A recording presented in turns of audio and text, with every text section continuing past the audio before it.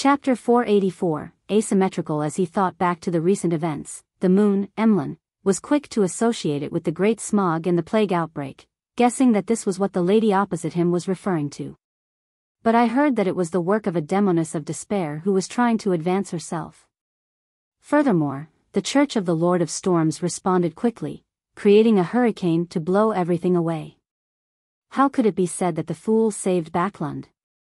Emlyn, who had an entire clan behind him, was quite well informed.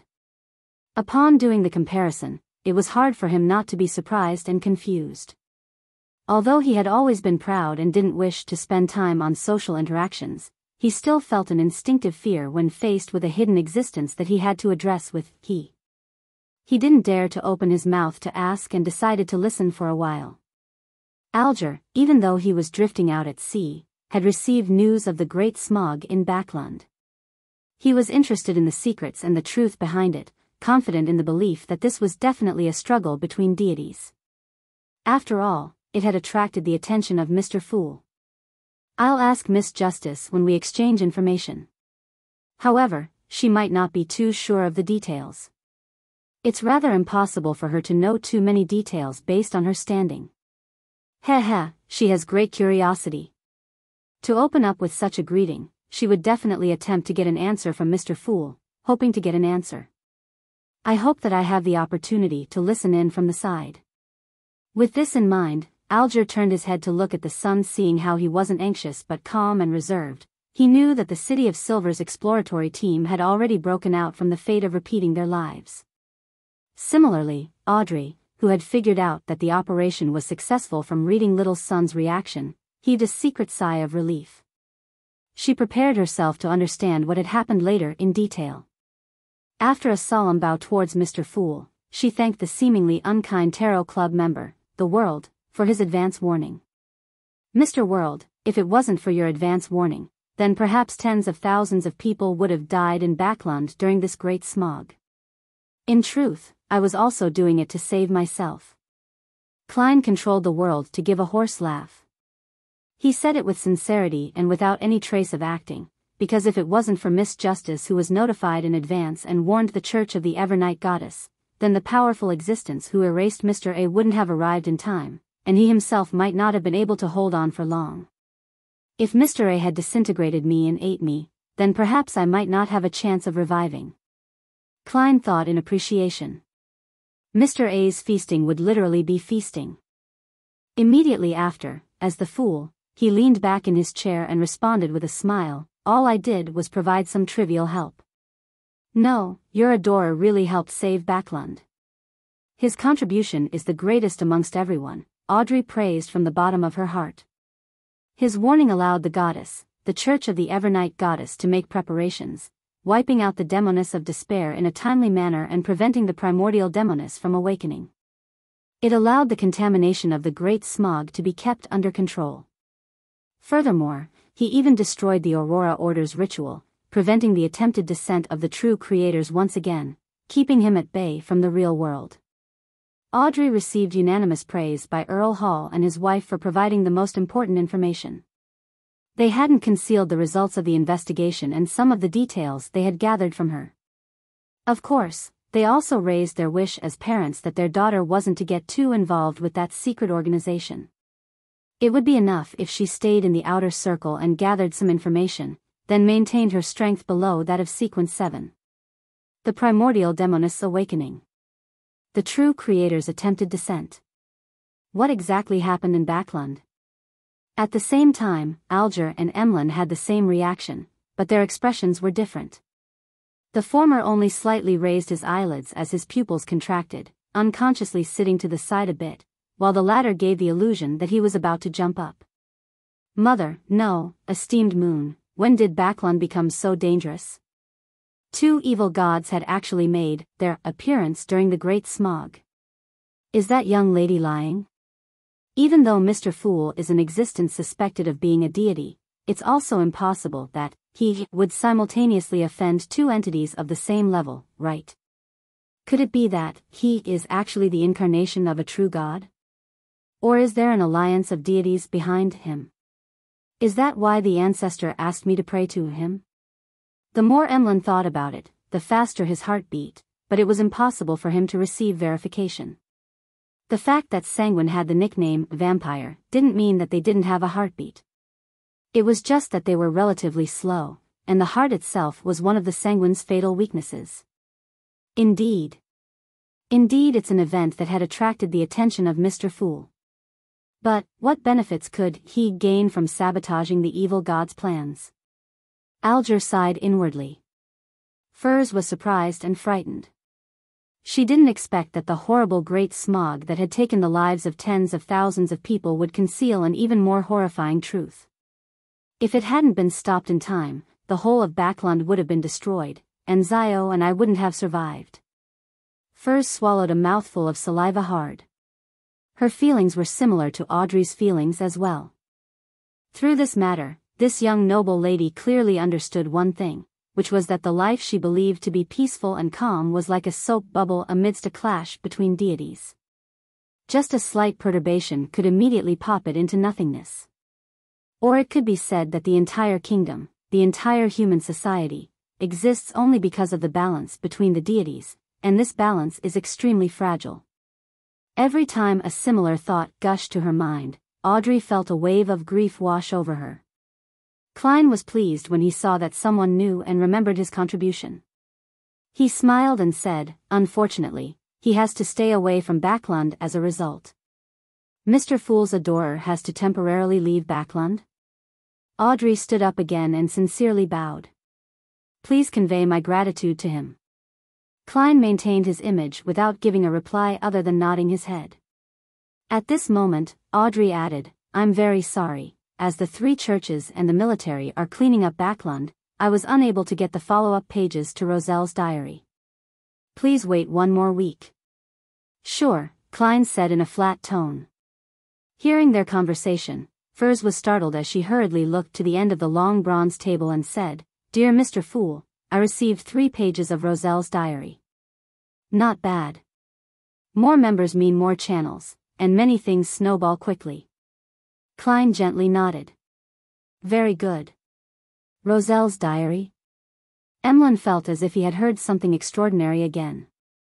Under his puzzled gaze, Furs conjured 3 pages of the diary and passed them on to Mr. Fool. Only then did Klein remember that he had missed introducing a particular vampire. Smiling, he introduced, "This is a new member, Mr. Moon. This gathering is called the Tarot Club." "They are, Mr. Moon, I thought it would be a lady who would choose the moon." Audrey greeted politely while her thoughts scattered. Similarly, Emlyn wondered whether the members such as the Hanged Man and Justice were humans or transcendent creatures, which pathways they were from, at which sequences, from which organizations, or if they were friendly to the Sanguine. Klein didn't care about them sizing each other up as he cast his gaze to the diary entries in his hands. February 11th. Today, I found out about a secret of the Sauron family. Ha ha ha. I'm going to die from laughter. Ha ha ha. So it turns out that the hunter pathway that they possess will change gender at sequence 4. Men wouldn't change, but women will change into men. It's no wonder that none of the high-sequence Beyonders of the Sauron family that I'm aware of are female. The iron-blooded knight is indeed a true man. Ha ha ha, if it wasn't for how sensitive this secret was, then I would even feel like ridiculing Florin next time. The Sauron family ancestor that he looks like might have been a woman. This potion is way too much of a trap, isn't it? I hope the savant pathway wouldn't have any strange changes upon reaching the high sequences. I don't want to one day suddenly realize that I either don't advance, or I have to change into a woman. The first thought that flashed through Klein's mind at the sight of this diary entry was, "Emperor, you won't become a woman, but you will do it with a demoness, perhaps more than one." Indeed, there's a pathway that changes women to men. Furthermore, it's within the ones I expected. Hunter represents war, causing women to change genders at sequence 4. This is a little odd. The demoness pathway changes at sequence 7, which it doesn't actually strictly correspond. Klein felt the warped and feeling of madness even more acutely. It was a result of the extreme asymmetry. Could it be that the underlying logic of this world is chaos, distortion, madness, and asymmetry? He tried his hardest not to frown. February 12. This won't do. I want to laugh whenever I see Florin. Ha ha ha ha. February 15. The modified artillery I designed and supervised was completed. The effect was worse than I expected, but the problem isn't that great. With it in mass production, I'll be able to show the world what true advanced tactics are. In order to celebrate, I decided to hold a banquet to invite those fellows who looked down on me. Just wait to be slapped in the face. The Emperor truly doesn't let a grudge go. While sighing, Klein turned to the second page of the diary. May 5, that unspeakable organization called for another gathering. I'm struck by the way they gather their members every time.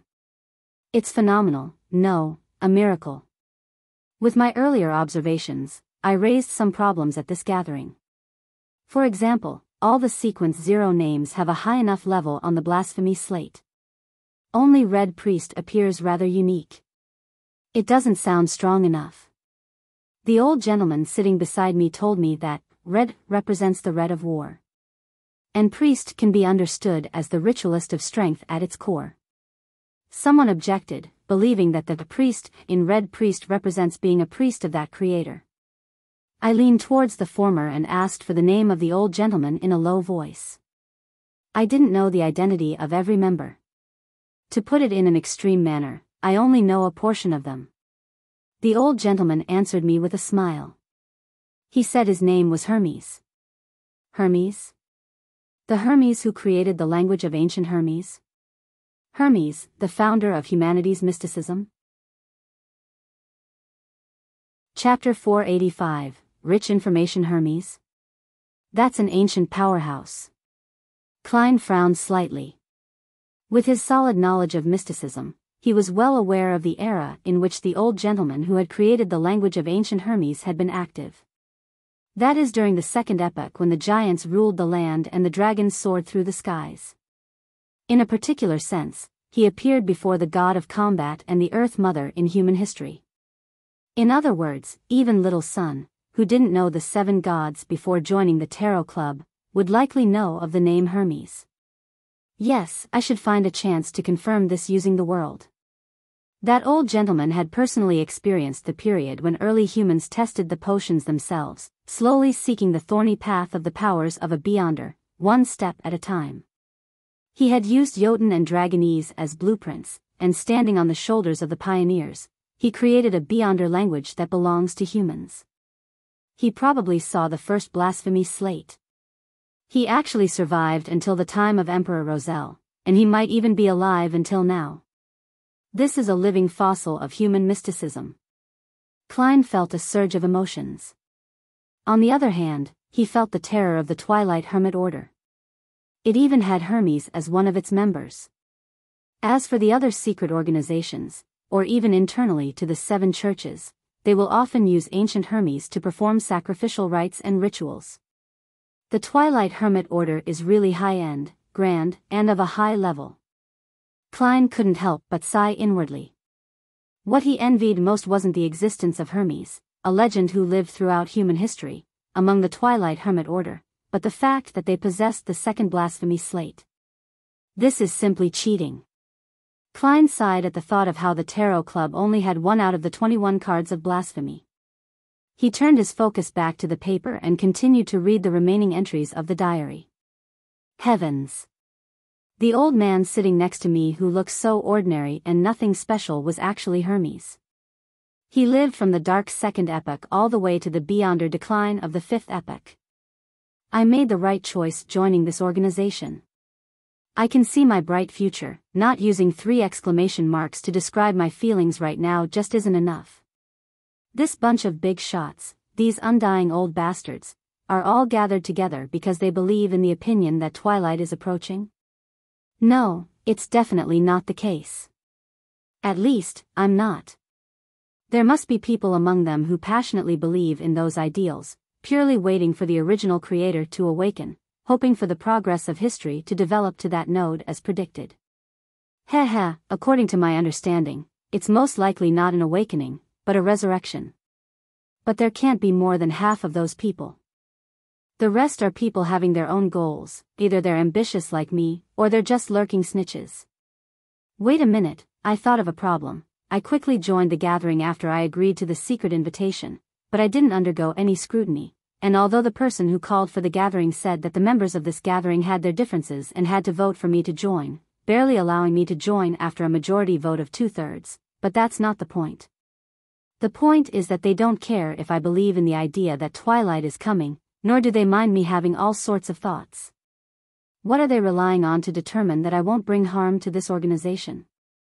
Could there be a high-sequence beyonder of the spectator pathway among them, one that reaches the level of an angel?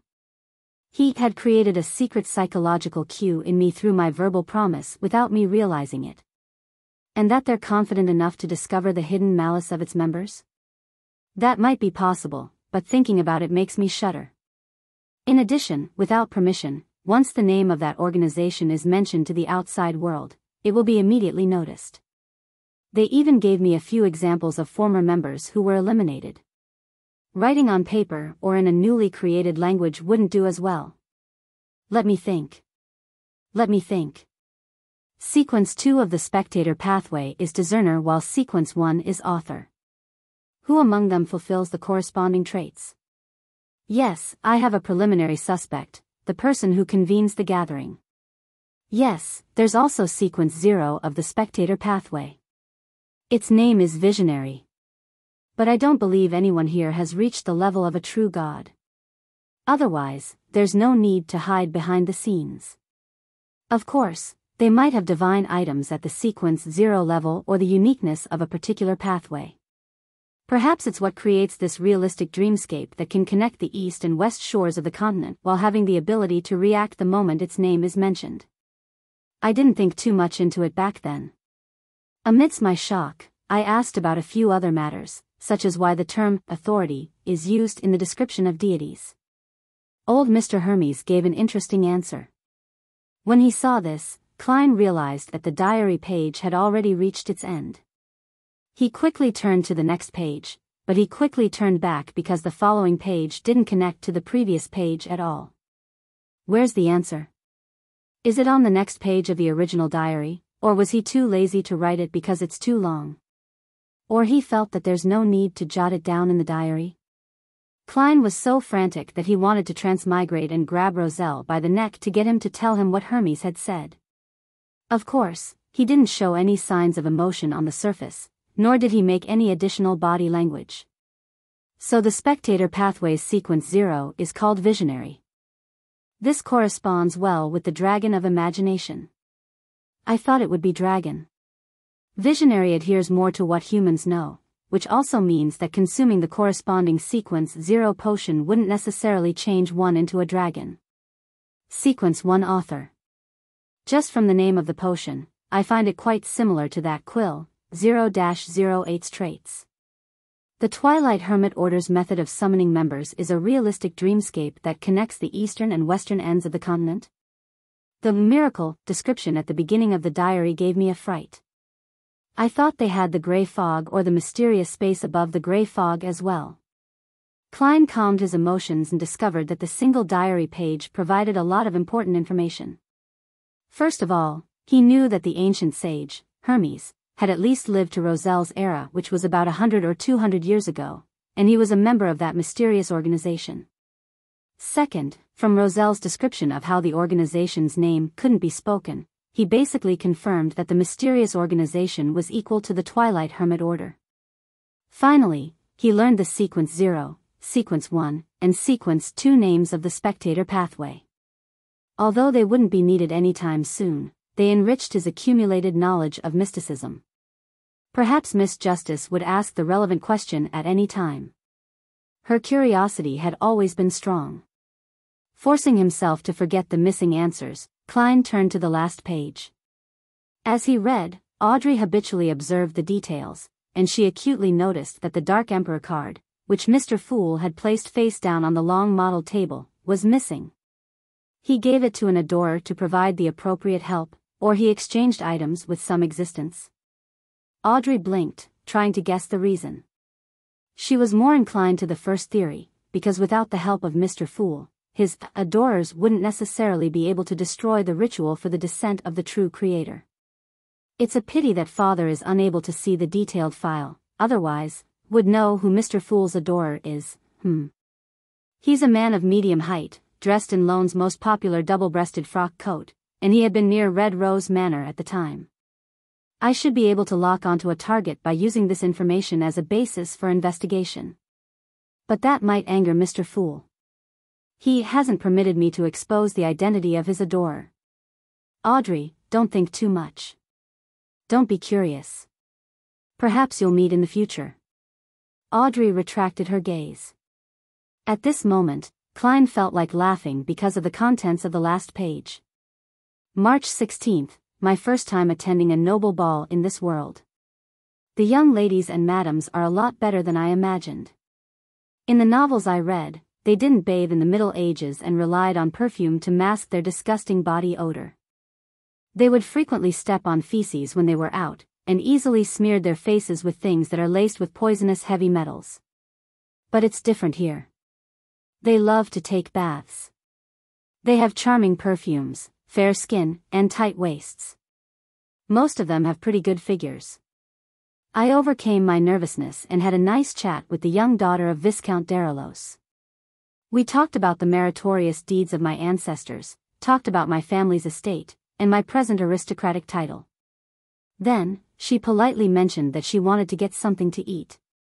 I didn't pay much attention to it at the time since hitting on chicks needed to be taken slow, but when I went downstairs to take a walk in the garden, I found her in an empty study fucking with the eldest son of Earl Florice. Fuck. This is their first time meeting each. Is it me, Huang Tao, Roselle, who isn't good-looking enough? Or am I not entertaining enough? How realistic. Fortunately, the madams have treated me quite well. I can sense the hidden passion within them, hee. Roselle really wasn't used to the Inta style at first. According to historical records, the Gustave family had been on the decline for several generations, with only their aristocratic title of baron and a little property estate to their names. This lasted until Roselle made his fortune. I didn't expect the emperor to have a woman snatched away. Wait, I remember Roselle mentioning in his diary that he had done it with Countess Florice. Impressive. Impressive. Klein looked down at the 2 remaining diary entries.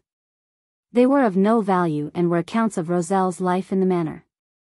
The entire content was him wanting to hunt, his missing of delicacies, as well as his hopes of obtaining beyond her powers and beautiful maidservants. Klein leaned back a little, allowed the diary pages to disappear from his hands, and said with a smile, "You may begin." Audrey immediately looked at the sun diagonally across from her.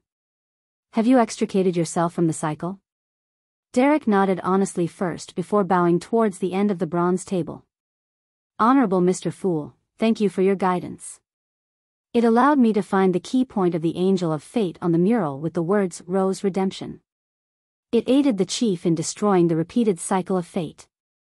"What Angel of Fate?" "I don't know anything." The very puzzled fool, Klein, replied with a smile, "Not bad." Chapter 486, Klein's Conjectures. Emlyn was similarly confused. Words like Rose Redemption, Angel of Fate, and destroying the repeated cycle of fate were beyond his understanding. He only felt that he could understand every word, but had no idea what they meant when placed together. Could it be that the young son had just escaped the pursuit of an angel? Emlyn guessed from the small amount of information he could understand. After Derek thanked Mr. Fool, the hanged man shifted his position slightly, leaned slightly towards him, and kicked off from Miss Justice's question. He said in a normal tone, "What was the exact sequence of events?" Derek didn't hide anything and honestly replied, "Miss Justice, Mr. Hanged Man, Miss Magician, and Mr. World, thank you for your concern, and thank you for the suggestions you previously gave me. In my 6th exploration, I tried." He described his actions and the corresponding results, highlighting the matter that the little boy, Jack, came from Enmat Harbor and the details of the Rose Redemption murals. Enmat Harbor. That strange little boy, Jack, is really from the Lone Kingdom. In other words, the forsaken land of the gods, where the city of silver is somehow connected to the northern and southern continents in some way. As long as one finds the right place, they'll be able to enter. Klein seemed to be listening leisurely, but he had made a judgment in his mind. Enmat Harbor was located to the east of Tianjin City and was one of the most famous seaports in the central region of the Lone Kingdom. Together with Pritz Harbor to the south, they supported the resupply of more than half of Baklun's goods. The spirit medium, Mam Daly, had once settled there, and Mr. Z of the Aurora Order seems to be there as well. Klein recalled something from the past. The same judgment also appeared in the minds of Alger, Audrey, and Furs. Towards this, some of them had pure excitement, others filled with curiosity and worry, fearing that the all-consuming darkness around the city of silver would continue to spread, eventually enveloping both the northern and southern continent and the 5 seas. The chief told me that he recalled some unverified content recorded in some ancient books, based on matters that had happened and my warning. Rumor has it that when the Lord that created everything, the omnipotent and omniscient God had his attention on this piece of land, he had several angels surrounding him. And there were 8 leaders of the angels, powerful beings that were closest to God's throne. Among them included the Son of God. Derek recalled Demon Hunter Collins' words and slowly said, he suspected that Amon is the angel of time among the kings of angels, and the mural depicted the angel of fate, tail devourer Ouroboros. 8 kings of angels? The 8 kings of angels who are closest to the Creator's throne? Audrey was inexplicably excited when she heard this. She couldn't help but curiously ask, Mr. Sun, what are the titles of the other 6 kings of angels and their names?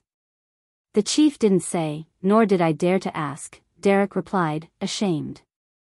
I really want to know the answer. Audrey subconsciously looked towards the end of the long bronze table, looking longingly at Mr. Fool who was shrouded in grey fog, hoping to get the appropriate answer. She had already decided on the price she was willing to pay.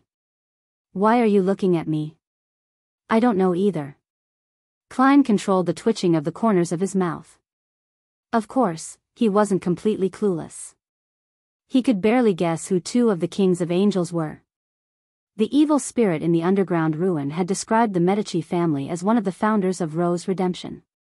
According to that mural, the angel of fate, Ouroboros, is likely one of the leaders of Rose Redemption. Both basically have equivalent standing, which is to say that the Medici family possesses a king of angels, but it cannot be determined if he has already perished. The Medici family is suspected to be in control of the Hunter pathway, which is the Red Priest pathway. That King of Angels title should be Red Angel or Angel of War. Since the Son of God is a King of Angels, Amon is one of them, being Angel of Time. Then Adam might not be one, but I can't confirm his title. As for the other 4 kings of angels, I can't guess who they are. Perhaps, there might be one or a few of them inside the Twilight Hermit Order. It's possible. The Twilight Hermit Order views the fallen creator as its enemy, making it at odds against Rose Redemption, which worships that evil god. Perhaps, its true origin comes from those few kings of angels. Right, there's indirect evidence which isn't substantial enough. According to the legends of the City of Silver, the authority of the Dragon of Imagination, Ankwelt, was taken back by the Creator. Logically speaking, it's not impossible for the Lord that created everything to give a portion of the authority to a king of angels by his throne. And from the description and guesses from Roselle's diary, the Twilight Hermit Order likely has a spectator, which has the strength at the level of an angel in the visionary pathway or even higher. The 2 can form a correspondence. Hermes is a person who had experienced that piece of history. As these thoughts flashed through his mind, Klein smiled and said, you will come into contact with it in the future. When I figure it out, I'll sell you the appropriate information, he added inwardly. Seeing that Mr. Fool had no intention of answering, Audrey looked away with a slight sense of loss, motioning Little Sun to continue his story. Alger had a bold idea. The history before the cataclysm can no longer be referenced. At the end of the 3rd epoch and the beginning of the 4th epoch, there were only the 6 orthodox gods. Together with Amon and the Tail Devourer, aren't there 8? They had benefited from the death of the creator and succeeded in advancing to sequence 0? For a moment, Alger felt that his thoughts were blasphemous actions that could be punished by fire, but he was also unable to contain his excitement. He finally calmed down and concentrated on listening to little son tell his story. Towards all of this, Emlyn could only respond with a blank look. For all this, Emlyn could only respond with a blank expression. Although the Sanguine had a long history and lifespan, so they knew quite a bit about the history before the cataclysm, they were all concentrated before the ancestor fell asleep, and it didn't involve the so-called Kings of Angels. While Derek was recounting the details of how the City of Silver, Chief Colin, destroyed the repeated cycles of fate, Klein was thinking of another matter. It can be roughly confirmed that the Tail Devourer, Ouroboros, is the sequence 1 snake of Mercury of the monster pathway. All the Kings of Angels correspond to sequence 1s? Could that angel of fate be the one pursuing Wuxia? If he is, that means that the true creator's forces in Backland aren't limited to Mr. A and his subordinates. However, the 2 snakes of Mercury are fighting for the position of sequence 0, to the point of draining all of the Tail Devourer's strength. He should be fully occupied and cannot spare time for this. Of course, I can't eliminate the possibility that Wuxia is equivalent to Ouroboros. However, the chances aren't high. Rose Redemption has quite a number of demigods and even angels. There's no need to let the Tail Devourer restart his life as an ordinary person without protection. There's another possibility. The 2 snakes of Mercury in Backland aren't the Angel of Fate. The latter is still active in the Forsaken Land of the Gods. That way, all 3 snakes of Mercury are accounted for. After finishing his recount of how they escaped the cycle, Derek expressed his gratitude once again. As for Audrey and company, despite listening to the repeated events a second time, it still left them shivering down to their bones, filling them with curiosity and fear. This is beyond my knowledge of Beyonder powers. It's all thanks to the help Mr. Fool gave. Audrey sincerely praised the Tarot Club's master from the bottom of her heart, feeling full of confidence. Alger and the others had similar thoughts as her. They all thought that the repeated cycles of life were close to a miracle that could only be destroyed by a deity. Fortunately, the master of the Tarot Club was a deity. Mr. Fool was a deity. At that moment, Derek looked opposite him and sincerely said, "Miss Magician, due to some unexpected circumstances on our return to the City of Silver, despite it having been resolved, we have slowed down. It will prevent us from returning to the City of Silver on time. Your Spirit Eater's stomach pouch will require another day or 2. Yes, I believe I'm no longer under surveillance. No problem, I can wait. I've prepared enough gold," Furs said as she let out a sigh. She had sold the mirror dragon's eyes to Miss Justice and had received £1,000 in cash. After informing her teacher, Dorian, of the exact results, her honesty had been praised and approved. Dorian told her that the £800 offer had been made in order to give her about £100 in labor fees. As such, the extra £200 would be a bonus for her. In other words, she had earned £300. Together with her original savings, she now had a total of £650, which was enough to buy the stomach pouch of a spirit eater. With this, Dorian trusted her a lot and revealed a lot of information regarding ingredients. It will take me at least 2 weeks to digest the rest of the potion. I'm not in a hurry. Looking diagonally across the table, Furs said, "Mr. Hanged Man, there's news of the dragon-eyed sea condor you require. £2,200. Dorian had given a reference price of £2,000. On the one hand, Furs had allowed room for bargaining, and on the other hand, wished to earn a little more. £2,200. Alger couldn't help but frown. His financial situation wasn't looking good after he purchased the wind-blessed potion formula.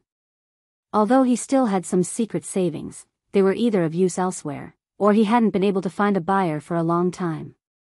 Phew. He secretly let out a sigh and calmly said, "Very well, but I'll need some time to collect the funds. In addition, yours is too expensive, I have many channels to get cheaper ones. £1,900. That's the highest price I can accept." No, £2,000. That's the bottom line. Furs replied without hesitation. She was afraid that if she made too high an offer, then the other party would give up the deal. Alger immediately nodded. Deal. This. Furs was somewhat stunned. After listening by the side and witnessing the conclusion of a deal, Emlyn thought and eagerly asked, Ladies and gentlemen, does anyone know how a sanguine can improve their strength without relying on the bestowment of their elders? As soon as he finished speaking, he felt numerous gazes land on him. Sanguine? Is that the vampires of legends? Audrey's eyes sparkled as she studied Mr. Moon. And as a novelist, Furs no doubt had all sorts of beautiful or exotic fantasies of the sanguine, and her eyes were just as bright. Sanguine? Alger was taken aback at first, but he soon relaxed his brows. A vampire hiding in the darkness, covered in pus, while moving like the wind?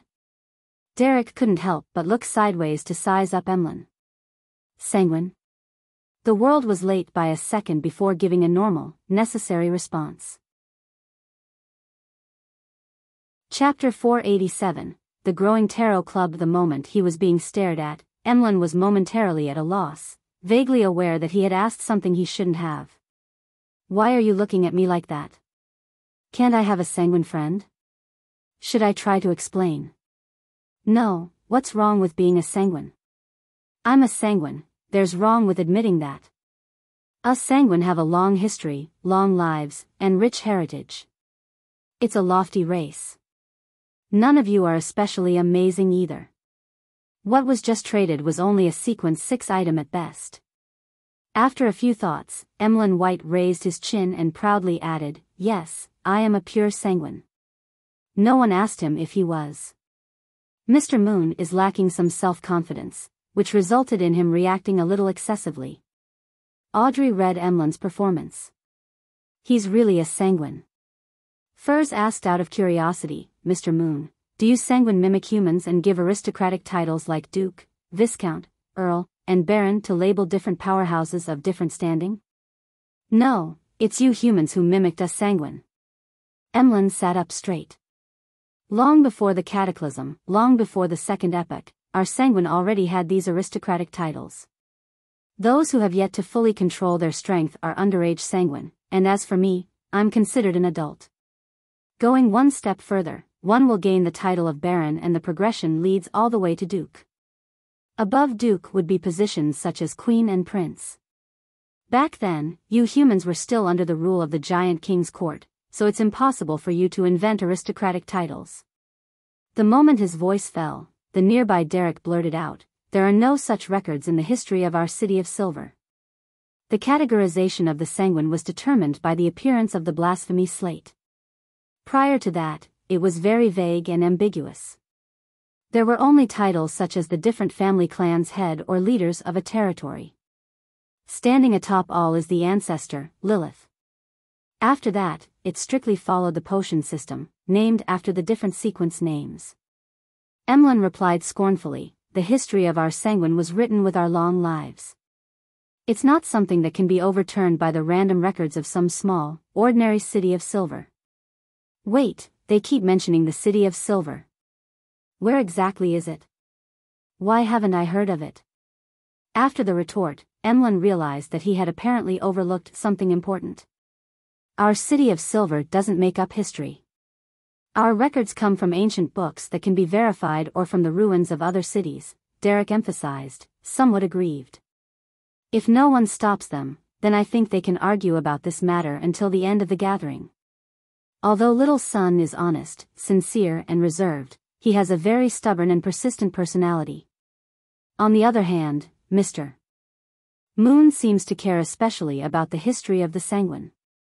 Audrey did her daily observations as a telepathist with piqued interest. At this moment, Alger interrupted the discussion between the sun and the moon.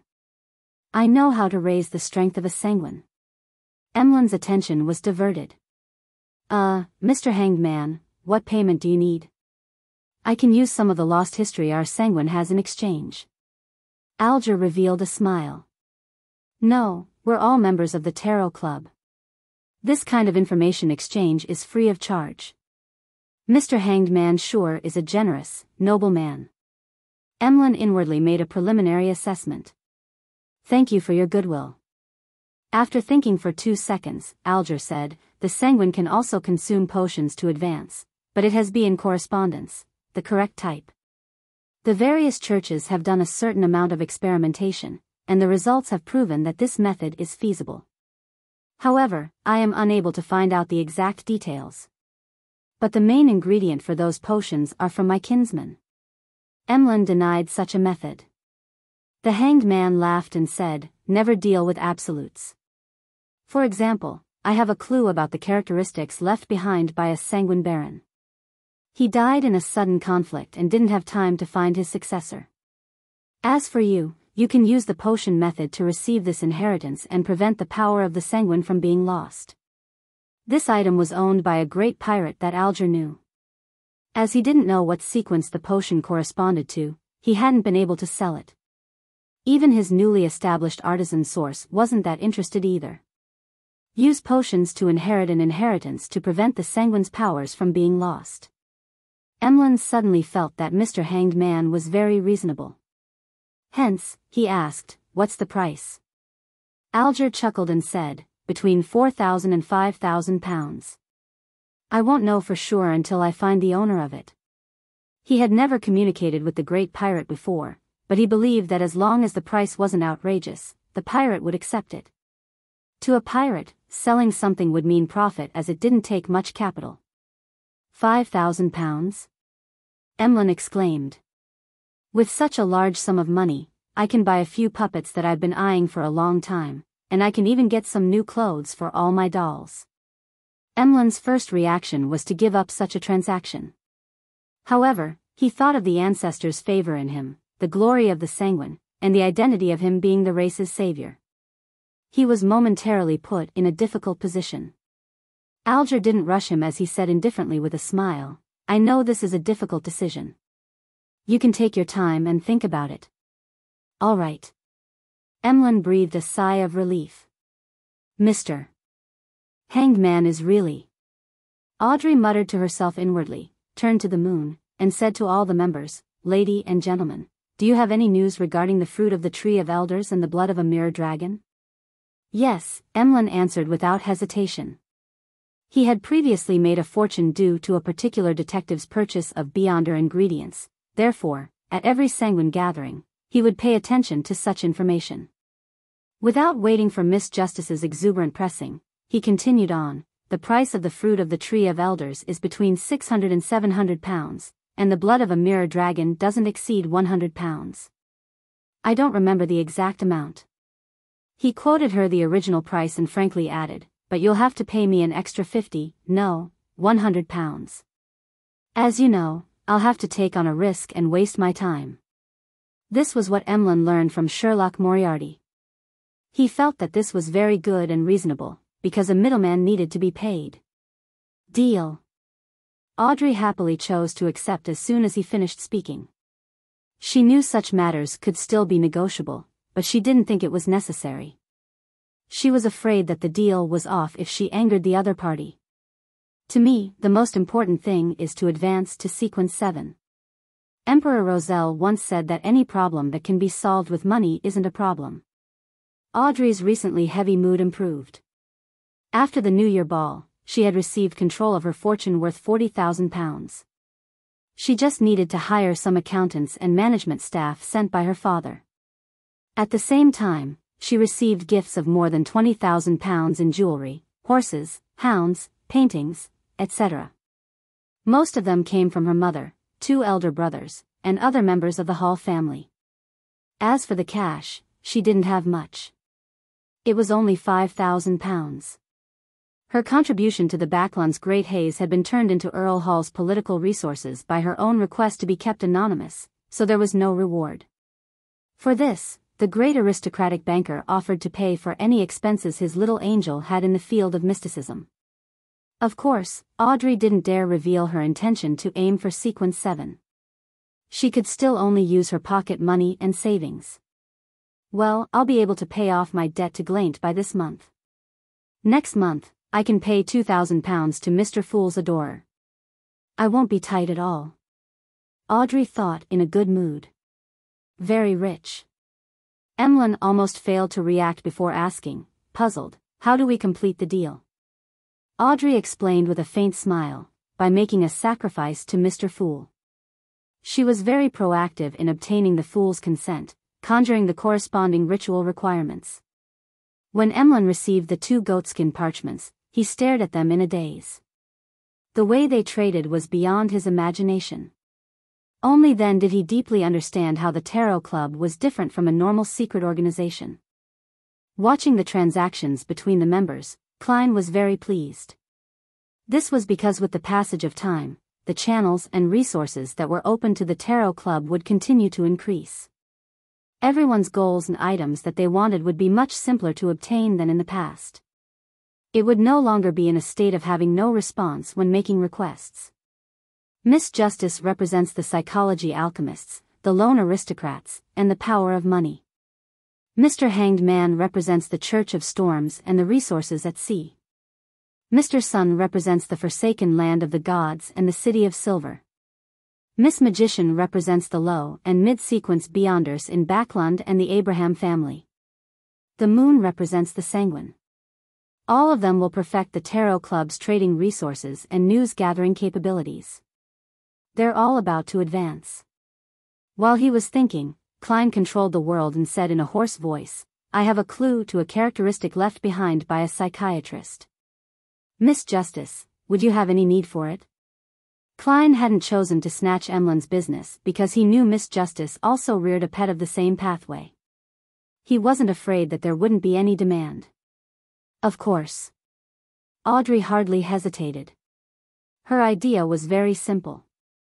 If met with an enemy attack, it might not be enough to just rely on herself to provide a surprise. Adding on Susie, who would be even more surprising, it would make things more assuring. This will take a certain amount of time, perhaps a month, or even 2 months, the world added in a low voice. No problem. Audrey was under no psychological pressure. She knew that Susie hadn't finished digesting the telepathist potion. Phew, as long as this deal is closed. I hope I can release the psychiatrist as soon as possible. Miss Justice didn't seem to ask about the price. To her, with the fool's supervision, the price wouldn't be too outrageous. She would accept it as long as it isn't too outrageous. Her finances have improved a lot recently. Klein made the world look at the Hanged Man and give a low chuckle. Are you interested in helping me sell an item? The price isn't less than £3,500. You'll be given a 15% commission fee. Pleasure to work with you. Alger first agreed to it before asking with interest, what is the item? He was rather curious about the world. He felt that the other party knew a lot and had no lack of good things. A characteristic left behind by a Beyonder and is equal to a sequence 6. The main purpose is to allow a person to change their appearance and build. There's the addition of powers such as close combat and control over fire. Of course, the effects that can be produced will depend on the artisan's ideas and standard. The world chuckled. Changing appearance and build. I really want it.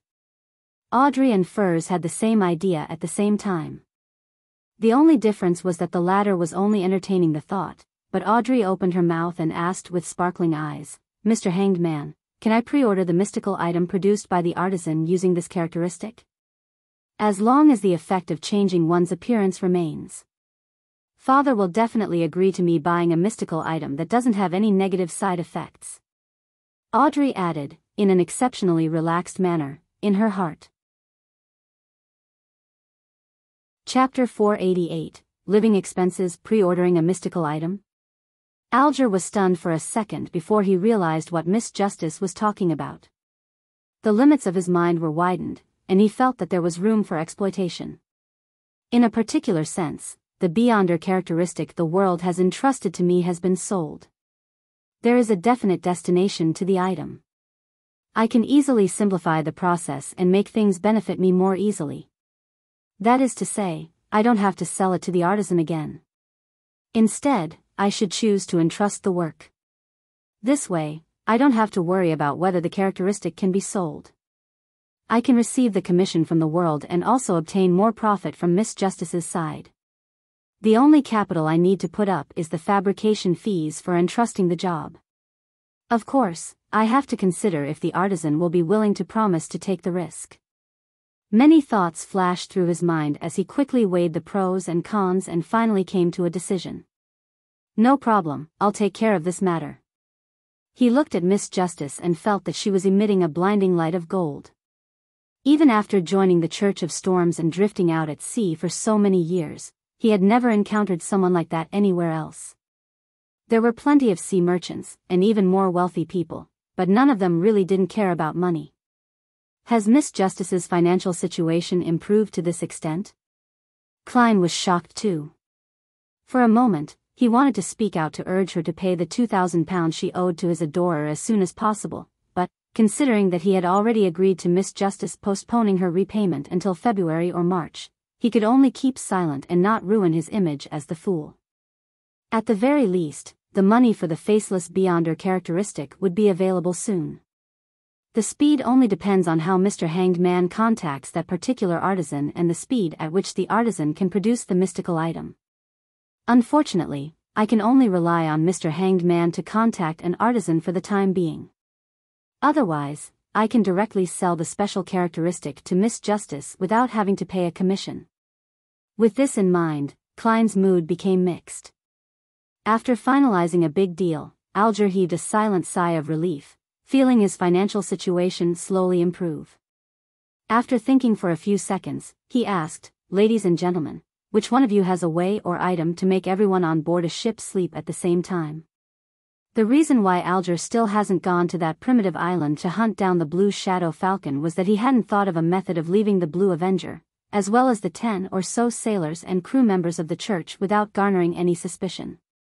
Let everyone on a boat fall into a deep sleep? The first thing Klein thought of was the biological poison bottle, but the effect of this thing was completely uncontrollable, so he was afraid that the outcome wouldn't look too good. Then, he remembered the nightmare soul in Creeping Hunger.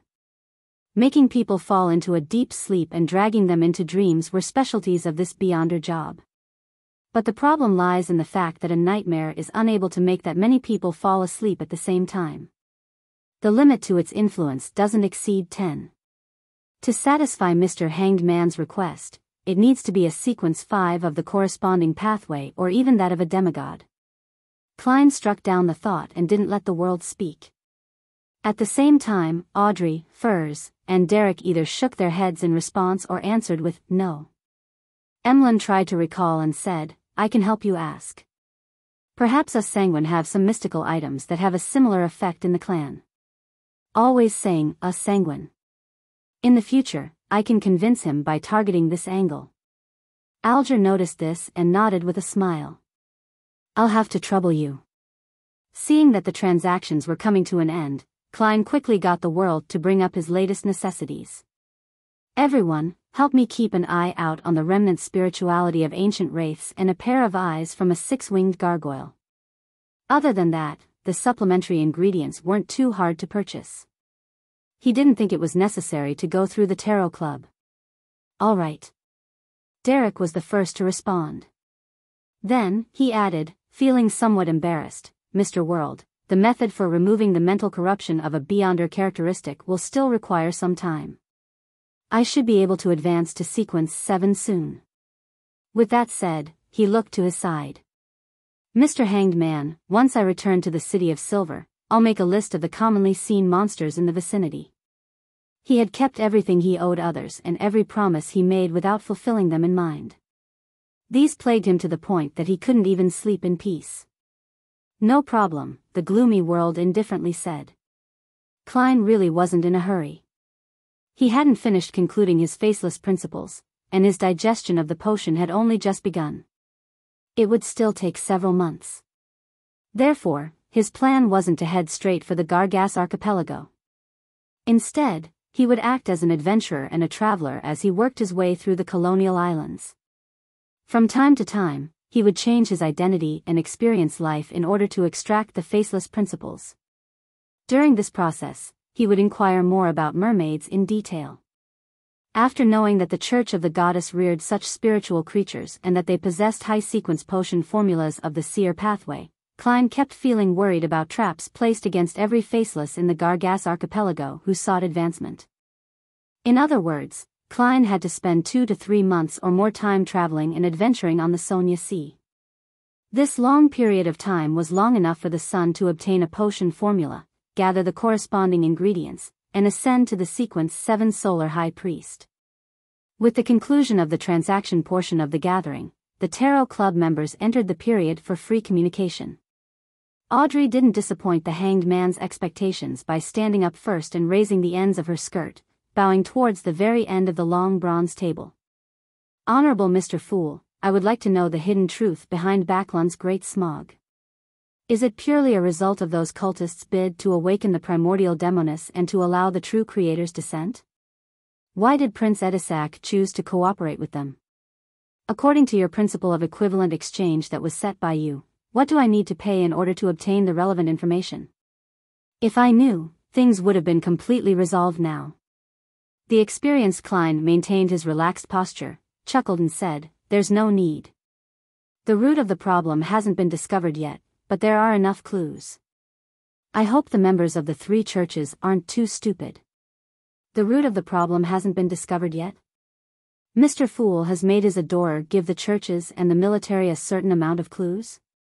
Audrey was rather shocked when she heard this, but she felt that this wasn't too surprising within her previous concerns and worries. "Thank you for your answer." She sincerely bowed once more. "Is Backlund still in danger?" Furs suddenly felt uneasy. After Miss Justice sat down, Klein controlled the world to chuckle and say, "Mr. Hanged Man, I discovered the Balin person you mentioned. The Balin who was involved in the escape of many slaves from the colonial islands?" The Hanged Man replied with disbelief. "Yes, reddish-brown skin, of southern continent descent, Backlund accent, and the 3rd tooth on his left fake," the world answered hoarsely. "It should be him." Alger recalled for 2 seconds before saying, "Where is he? What's his present identity? Also, Mr. World, do you wish to receive £100 in cash directly or an item of equivalent worth?" This was the mission of the Church of Storms, and purchasing clues was a reimbursable act, therefore, the Hanged Man wasn't pressured at all. Of course, money. Klein, who was vexing over his living expenses, controlled the world to say, £100 in cash. Balin is in Backlund. He was seen meeting a member of MI9 who was loyal to the royal family. I don't know who it was exactly, because he was wearing a mask. A member of MI9 who was loyal to the royal family. The Hanged Man ruminated over the words, and then he remembered Miss Justice's question, why did Prince Edisac work with the Aurora Order and the Demoness sect? It also points to the royal family. Can the 2 cases be one and the same? The truth behind all this involves the disappearance of the slaves. Alger felt that he could vaguely see some key points. You really are a well-informed and well-connected person. The £100 in cash will be paid tomorrow, Alger calmly said his thanks. Heh. The world laughed and turned to look at the son. Kid, do you know ancient Hermes? Derek didn't try to hide anything as he replied honestly, I've heard of the Hermes language, but the City of Silver doesn't have that kind of knowledge. During the Second Epoch, there was no distinction between Hermes and ancient Hermes. It was only sometime during the Fourth Epoch that ancient Hermes was simplified accordingly, making it easier to be used, taught, and disseminated for daily use. However, it no longer had such a strong and direct effect on rituals. That is to say, the Hermes spoken by Little Sun is equal to ancient Hermes. There really is a person known as Hermes in the history of the City of Silver. Klein secretly nodded and said, a pity, I wanted to ask you for a favor. At this moment, Audrey remembered something from their conversation. It was something that originated from the psychology alchemists. She had intended to communicate directly, but after looking at the new member, Mr. Moon, she felt that she didn't understand him too well, so she raised her hand slightly and said, Honorable Mr. Fool, I have something to report to you. Klein nodded slightly and isolated the senses of everyone else. What is it? He asked in a calm manner. Audrey said, honestly, I got some information from the psychology alchemists. The most important thing is that they were founded after excavating the ruins of Hermes, who was the master who created ancient Hermes. The ruins of Hermes? This old gentleman was still alive 100 or 200 years ago. Had he deliberately guided the psychology alchemists to discover the relics, or had he perished in the Roselle incident? Klein was stunned for a moment. After deliberating for a moment, he smiled and reminded her, Hermes is a member of the Twilight Hermit Order. He didn't mention that Hermes could still be alive, because it was impossible to confirm. Hermes is a member of the Twilight Hermit Order? The psychology alchemists might have something to do with this mysterious organization? Audrey was stunned before she let out a sigh of relief. Fortunately, I have the Tarot Club and Mr. Fool backing me. Otherwise, I would have no way of knowing and no way to guard against. Once again, she gratefully praised the Fool. At this point, Klein wanted to comfort Miss Justice, so that she wouldn't be too distressed and worried about the Backlund incident. Maturing didn't mean that she had to give up positive moods and smiles. It wouldn't affect her ability to take things seriously and would instead help her persevere for a longer period of time. However, after consideration, in order to maintain his image as the Fool, he had to give up this advice he gained from being a former clown. He then removed the isolation barriers around the other members, waiting for the end of the exchange and for the end of this tarot gathering. Chapter 489, held up suggestion. After another round of conversations, Derek suddenly asked a question, Honorable Mr. Fool, what kind of hand gesture should we use when we would like to thank you usually? Hand gesture? Klein was momentarily stumped by Little Sun's question. It had never occurred to him to imitate the gesture of drawing a clockwise circle from the Church of the Goddess, nor the Church of Storm's prayer gesture of striking the left of one's chest with their right fist. This is probably the last bottom line of a fake god. He lampooned inwardly. Seeing Mr. Fool smile without a word as though he was waiting for her and others to make suggestions, Audrey suddenly had a lot of inspiration and came up with a new question. Her eyes sparkled as she looked around and said, Everyone, should we design a secret gesture to indicate our identity?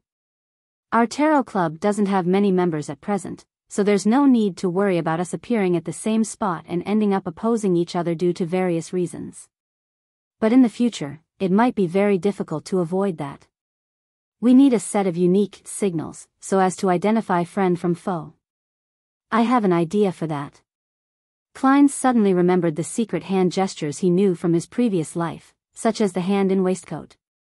Just as he was about to manipulate the world to make a suggestion, the hanged man opened his mouth. No, Miss Justice, I don't think it's a good idea. Compared to other secret organizations, our tarot club's most striking characteristic is that the members do not know each other. Even if... let me raise an extreme example. Even if one of our members are captured and interrogated, they wouldn't be able to affect the others unless there's someone who can resist Mr. Fool and enter this place directly. And that is clearly impossible. Once we have a full set of signals and passcodes, traitors can allow the opposing faction to use these means to fish us out one by one. Are you that eager to flaunt your identities as Tarot Club members? Audrey temporarily failed to provide a rejoinder as she stammered, but, it's reasonable to worry about the situation you mentioned, but this can be avoided through our fixed interaction every week and creating a temporary gesture ahead of time, as well as praying to Mr. Fool. In consideration that she would be providing him large amounts of gold, Alger's tone gradually turned pleasant. Audrey replied with some understanding, the simplest example is that at the tarot gathering on Monday, we'll first understand if there's a possibility of us bumping into another member, to the point of entering a conflict. Hence, we'll design a set of temporary gestures to identify ourselves. After the matter is over, we would immediately abandon that gesture. If there's any sudden situation and we're unable to communicate in time, or if there's some suspicion, we can seek an opportunity to pray to Mr. Fool to confirm if another member is participating in the same event? Something like that. Alger let out a silent breath. At that moment, Derek suddenly said in enlightenment, Sorry, I asked a foolish question. Mr. Fool never mentioned any gestures to thank him, because he was worried about us exposing ourselves. He immediately looked to the end of the long bronze table. Your wish steers our path. I just thought of a special hand gesture. Klein chuckled and replied, that's right. He cast his gaze towards the other members and said in a composed manner, let us end today's gathering here. By your will. All the members apart from the moon stood up at the same time. Emlyn froze for a second before standing up in a flurry, mimicking the bows of the other members. A deep red light immediately appeared in front of his eyes, and he felt his body plummet slightly. Soon after, his vision returned to normal and he saw dolls of various sizes in his room. Phew. Only until this moment did Emlyn White completely calm down as he recalled his first tarot gathering. Apart from Mr. Fool, the other members don't seem too powerful. Could they be like me, chosen for various reasons? I have the ancestor backing me, so who's backing them? What a joke. I originally imagined the sun to be a demigod who just escaped the pursuit of an angel. It turned out that he's only a sequence 8 and seeking to advance to sequence 7. A child who doesn't know manners definitely isn't an adult yet. However, the city of silver that he mentioned and the experiences that he had undergone are very strange. I have to find an opportunity to ask Lord Nibs. No, I have to first ask Cosme, as well as my parents. I'll see if they know anything about the City of Silver. Humph, how dare the history books of the City of Silver tamper with the feats of us sanguine. Miss Justice is from Backlund. She's very, very rich. Is she the daughter of some rich banker or the daughter of some noble? Perhaps she's a banker or noble herself. Miss Magician looked at me very strangely. She must admire the lofty sanguine. She doesn't speak much and didn't divulge much about herself. Yes, she's a quiet girl. Mr. Hanged Man is a mature gentleman. He knows a lot and has a sublime character. He's willing to answer questions from new members and is willing to provide the corresponding help and information. It can be said that he's very popular. The sun and the world are both willing to ask him questions and seek his help. The world is quite an unlikable person. When he speaks, it's like there's phlegm in his throat that he can't spit out. I would disdain even drinking such a person's blood. It has a dirty taste. He's very introverted and is good at hiding his emotions. Furthermore, he easily produced a sequence 6 Beyonder characteristic and promised to provide a psychiatrist Beyonder characteristic in 2 months. Very impressive. As the details flashed through his mind, Emlyn discovered that the Tarot Club was simple, but also not very simple. Furthermore, Mr. Fool didn't interfere much with the development of the gathering. He seems to only be interested in the so-called Roselle's diary. But he is willing to offer convenient services on the level of miracles to his members. At this thought, Emlyn couldn't help but feel a little proud of his identity as the moon. Surveying the room of dolls, he recalled his own problem. A relic worth 4,000 to 5,000 pounds. A chance to become a baron in a short period of time. This is really putting me in a difficult position. At this moment, although Emlyn hadn't made his final decision yet, he felt the room grow darker, as though he were shouldering a heavy debt. In the ancient palace above the fog.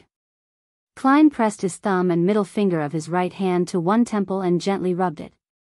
He quickly sat up in the silent environment, allowing a small badge to fly out from the pile of junk and land on the long bronze table in front of him.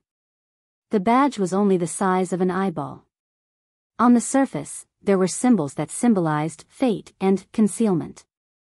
It was the item that Klein had found on Lenivis's body. On its back, it was inscribed with the words, "You can join if you have this item," in ancient Hermes. It also provided the corresponding information for the gathering, January 4, 1350, 8 p.m. in Bobber Valley. The question Klein needed to consider now was whether he should take the badge to the Bobber Valley tomorrow night to try his luck. Frankly speaking, he was inclined to not delving deeper. Even though he had already advanced to faceless and was able to put on a perfect disguise, he didn't want to take the risk, because he didn't know anything about the gathering. A magician never performs unprepared. He muttered softly, took out a gold coin, and held it between his fingers. He picked up the badge with his other hand and muttered to himself, "It's risky to attend the gathering in Bobber Valley."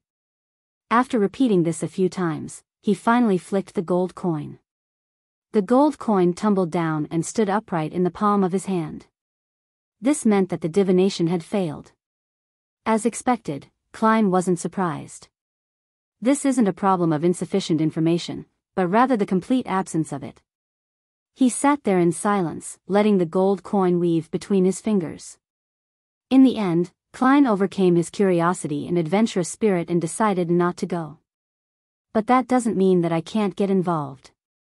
Tomorrow at 8 p.m., He smiled faintly and returned to the real world. For January, 10:35 a.m., Klein stood in front of a mahogany table and picked up a stack of bills. There were 5 10-pound notes and 10 5-pound for a total of £100. This was the payment which the hanged man had just paid via a sacrifice.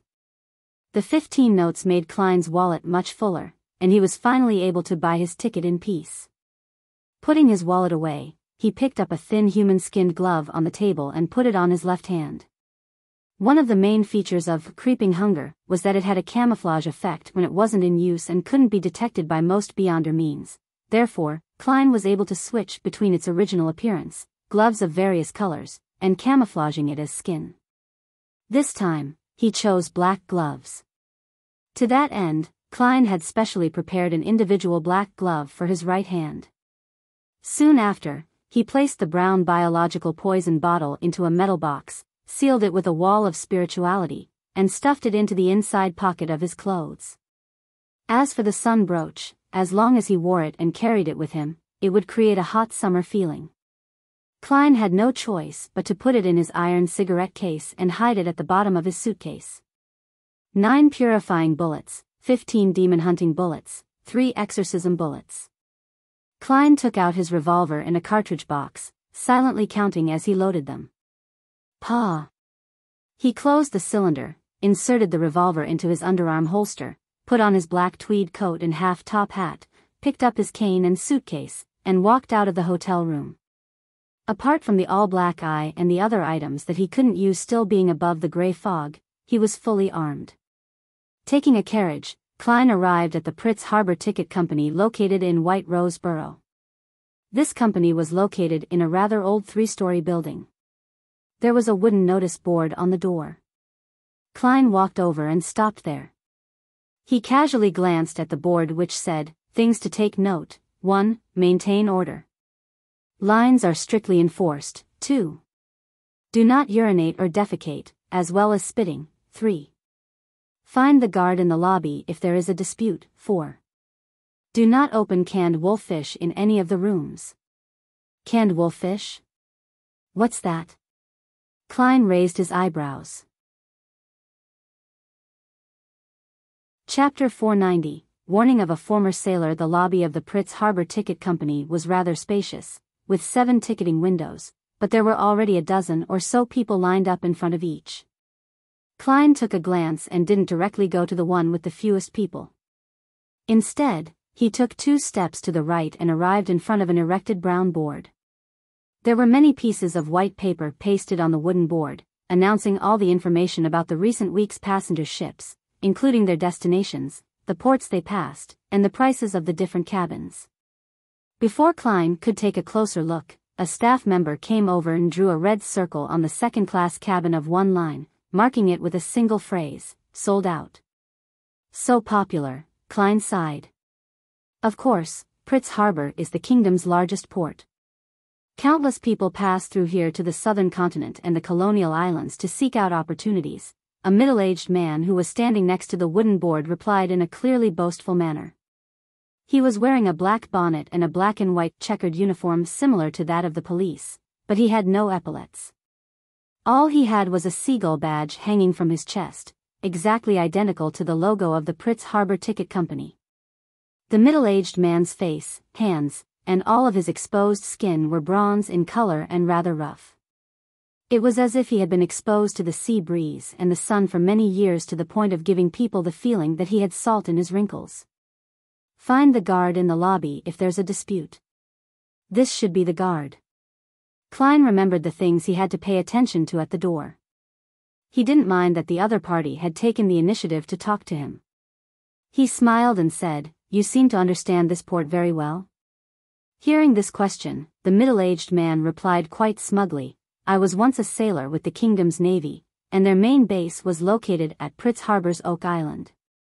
I served for 15 years and spent a long time in the sea around here. If it wasn't for East Balam's war destroying my health, then I could be a sailor for another 10 years. I know this port as well as I know my wife's body. A little cultured but also a little vulgar." Klein casually chatted with him, having the intention of asking about news on the sea. "You became a guard here after retiring?" "No, I was crammed into a night school for 2 whole years as a student and as a gatekeeper.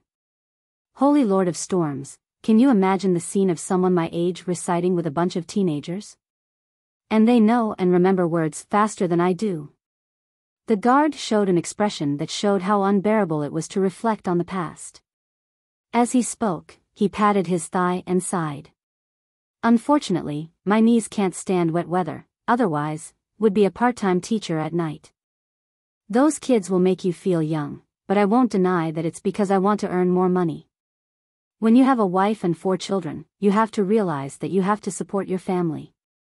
"Sir, you talk a little too much. Maybe that's why the ticket company hired you as a guard." Klein smiled and didn't continue with the man's topic. "I just saw the things to take note of at the door and found that canned wolffish are not permitted to be opened here. Frankly speaking, I've never heard of such a thing." The guard's expression suddenly became complicated. He pinched his nose and said, "It's a food that's popular in places like the east coast of Fay-Sac and the Gargas archipelago. It's wolffish pickled in salt, but it retains the blood, and the smell is very, very stimulating. It stinks and it's disgusting. It turns out to be a food of unknown origins." Klein laughed and said, "But I don't think anyone would specially eat canned food while waiting in line to buy a ticket, right? No, you don't understand that feeling. Perhaps, one day you will." The guard showed a look of lingering fear. "There was once a barbarian from the north who came here to buy a ticket. As there were already many people lined up in front, causing the hall to look like a barrel filled with fish, he became very anxious, so he opened a can of wolffish. In less than 10 seconds, only he and a few guys were left in the lobby. This is a biological weapon. An ordinary version of my biological poison bottle." Klein laughed. In the end, he successfully bought a ticket, and a new point to take note of was added outside. The result wasn't as he expected.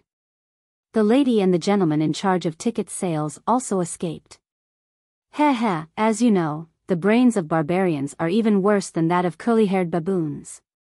The guard chuckled. "When I was a sailor, there was a rumor at sea that a group of pirates controlled a merchant ship from Rolls. Ah, that's a city on the east coast of Fay-Sac. In short, the pirates eagerly opened their spoils, but who knew that they were barrels filled to the brim with wolffish? Can you guess the outcome? They fainted, vomited, and lost their fighting power, and the crew received their bounty reward." "Good story." Klein tried not to laugh. He returned his gaze to the pieces of paper on the wooden board and searched for information for a ship scheduled to depart on January 5th. As a professional, he had previously divined which date was suitable for setting sail on this week. It came out to be the 5th and 8th. And among the passenger ships that headed to the Rorstad archipelago, the St. Havre and the White Agate suited him the most. There are still tickets, and the prices are about the same, £4 for third class, £10 for second class, and £35 for first class. People who depend on the sea for survival more or less believe in the Lord of the Storms. Even in countries like Intis and Fay-Sac, there are fishermen and crew who secretly believe in this forbidden deity, in a bid to be safe out at sea. The name St. Havre originates from the Church of Storms. It has a certain background." Klein thought it over. He was inclined to choose the White Agate. Not in a rush to make a decision, he turned to look at the guard. "Do you know anything about the White Agate?" The guard immediately smiled. Sir, you have a good eye. The White Agate is a steam-powered ship, but it also retains a sail. Its maximum speed is 16 knots. Also, the captain is very experienced. He was once the boatswain of the Royal Navy's William V. No, it should be the Imperial Navy. The king has always claimed that he obtained the title of emperor in Balam. In the Imperial Navy, no matter how outstanding or excellent the average person is, he can at most become a boatswain. He cannot be an officer unless you can satisfy your superior, regardless of what method is used. Only then can you be recommended to the Pritz Naval Academy as a reserve officer. This is how Eland was forced to leave the Navy and ended up joining the White Agate, where he slowly became captain one step at a time. I suggest you choose a first-class cabin. That way, you'll have rooms for 3 to 4 servants, an attendant who has received etiquette lessons, an appointed chef who has excellent culinary skills, a quiet restaurant where you can enjoy the scenery, a special room for smoking cigars, and a place where you can gather and play cards. Hearing the guard's detailed explanation, Klein couldn't help but feel suspicious. Noticing his expression, the guard smiled in embarrassment. Eland was my boss in the past. He would often treat me to drinks and ask me to help him promote the first-class cabins. But you can rest assured that everything I say is true. This really isn't the problem, it's a problem with money. Klein silently said to himself. Having made up his mind, he asked after some deliberation, Sir, what advice do you have for a maritime adventurer? To suit Gehrman Sparrow's identity, Klein had modified his image slightly to make himself seem colder and sharper. Adventurer? The guard unconsciously raised his voice. Many people in the queue turned to look at Klein. Based on his spiritual intuition, Klein instinctively traced a line of sight. He saw a man in his 30s wearing a black top hat. He had a boorish face, weather-beaten wrinkles, a strong but not tall body, and pale blue eyes that had experienced a lot. Another adventurer? Klein and the man looked away just as their eyes met. At that moment, the guard squeezed out a smile and said, I'm sorry, I'm a bit too sensitive on the term adventurer. In my opinion, this is equivalent to a fugitive, a sea villain, and a person who goes against his pledges. No, I'm not talking about you. You want sincere advice? You have to remember 3 things. First, do not provoke pirates. Second, do not provoke pirates. Third, do not provoke pirates. Unless you're a member of the Navy or the Church, do not go against the pirates. Don't be fooled by the enthusiasm of the island girls. They're either pirates or want you to take them to Pritz, to Backlund. It's not entirely their fault. In order to cheat them of their bodies, many sailors, crew, and passengers paint them a very attractive metropolis and a very beautiful life, then kick them out of their beds and abandon them, leaving them in their original spots. What a bunch of vile people. In this era, people who live on the sea can't be too kind. Is the order at sea that bad? Pirates are this rampant? Klein nodded and said, Thank you, I know what to do now. Saying this, he walked over to the line with the least number of people. Behind him, the guards shouted, and the legends of treasure at sea are all fake. After buying a second-class ticket for the White Agate, Klein returned to the hotel and waited patiently for the night to descend. In the process, he had enjoyed the most famous fried fish in the Pritz harbor. He thought that the taste was pretty good, but he definitely couldn't accept eating it all the time.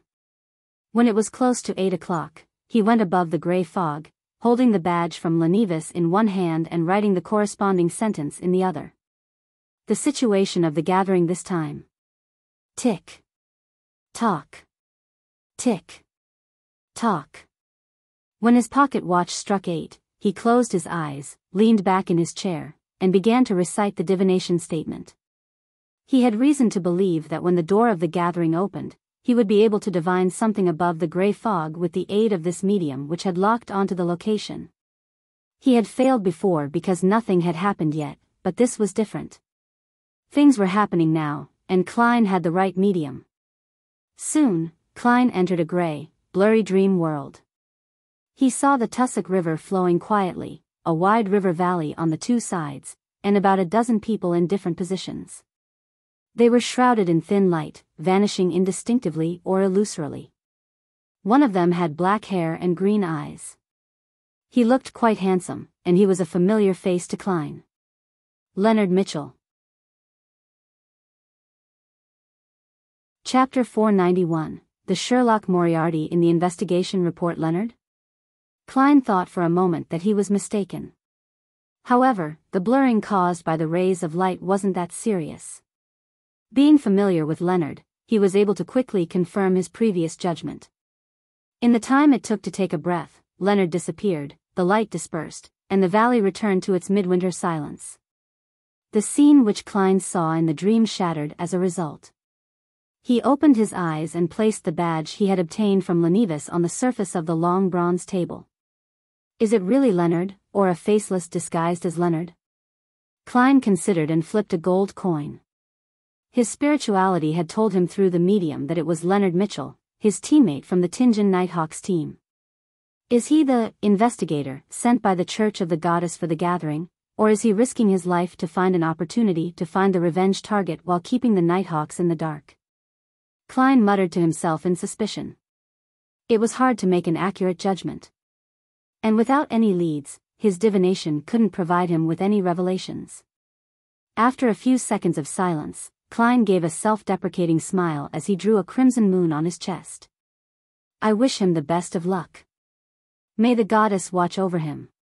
Klein no longer bothered with the problem, and he planned on understanding more about the gathering before deciding whether or not to participate in the future or to warn Leonard Mitchell anonymously. Backlund, in a secret room in the basement of the Steam Cathedral.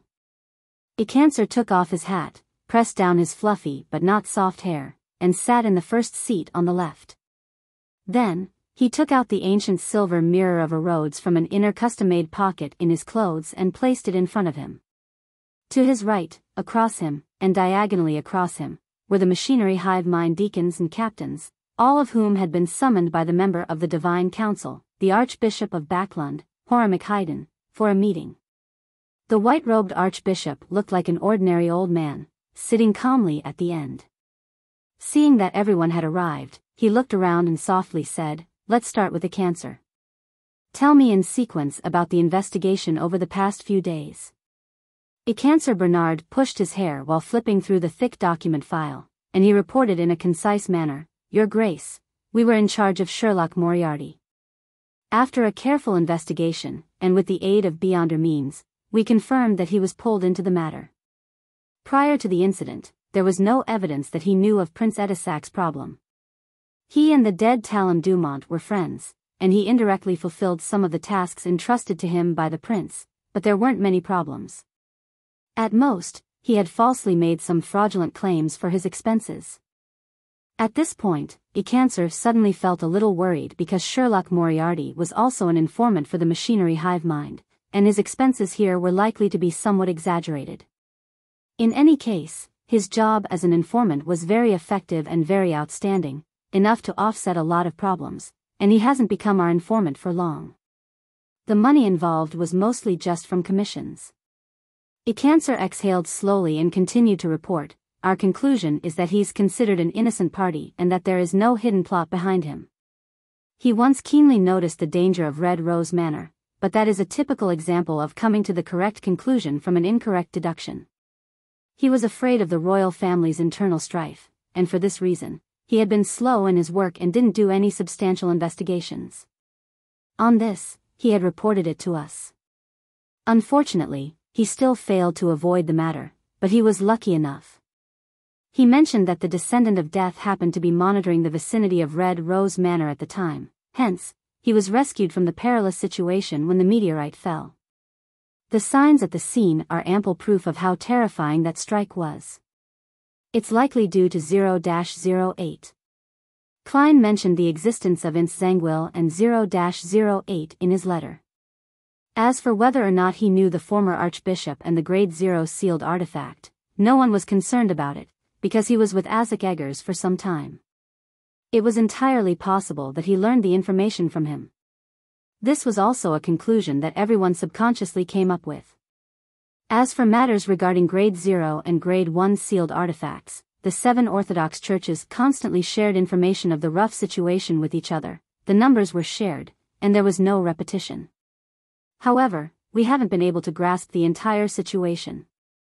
There are 3 matters that aren't confirmed. First, 2 to 111 indicates that after Sherlock Moriarty fled into the forest, he didn't immediately escape far away. Instead, he stayed on the spot and prayed to someone.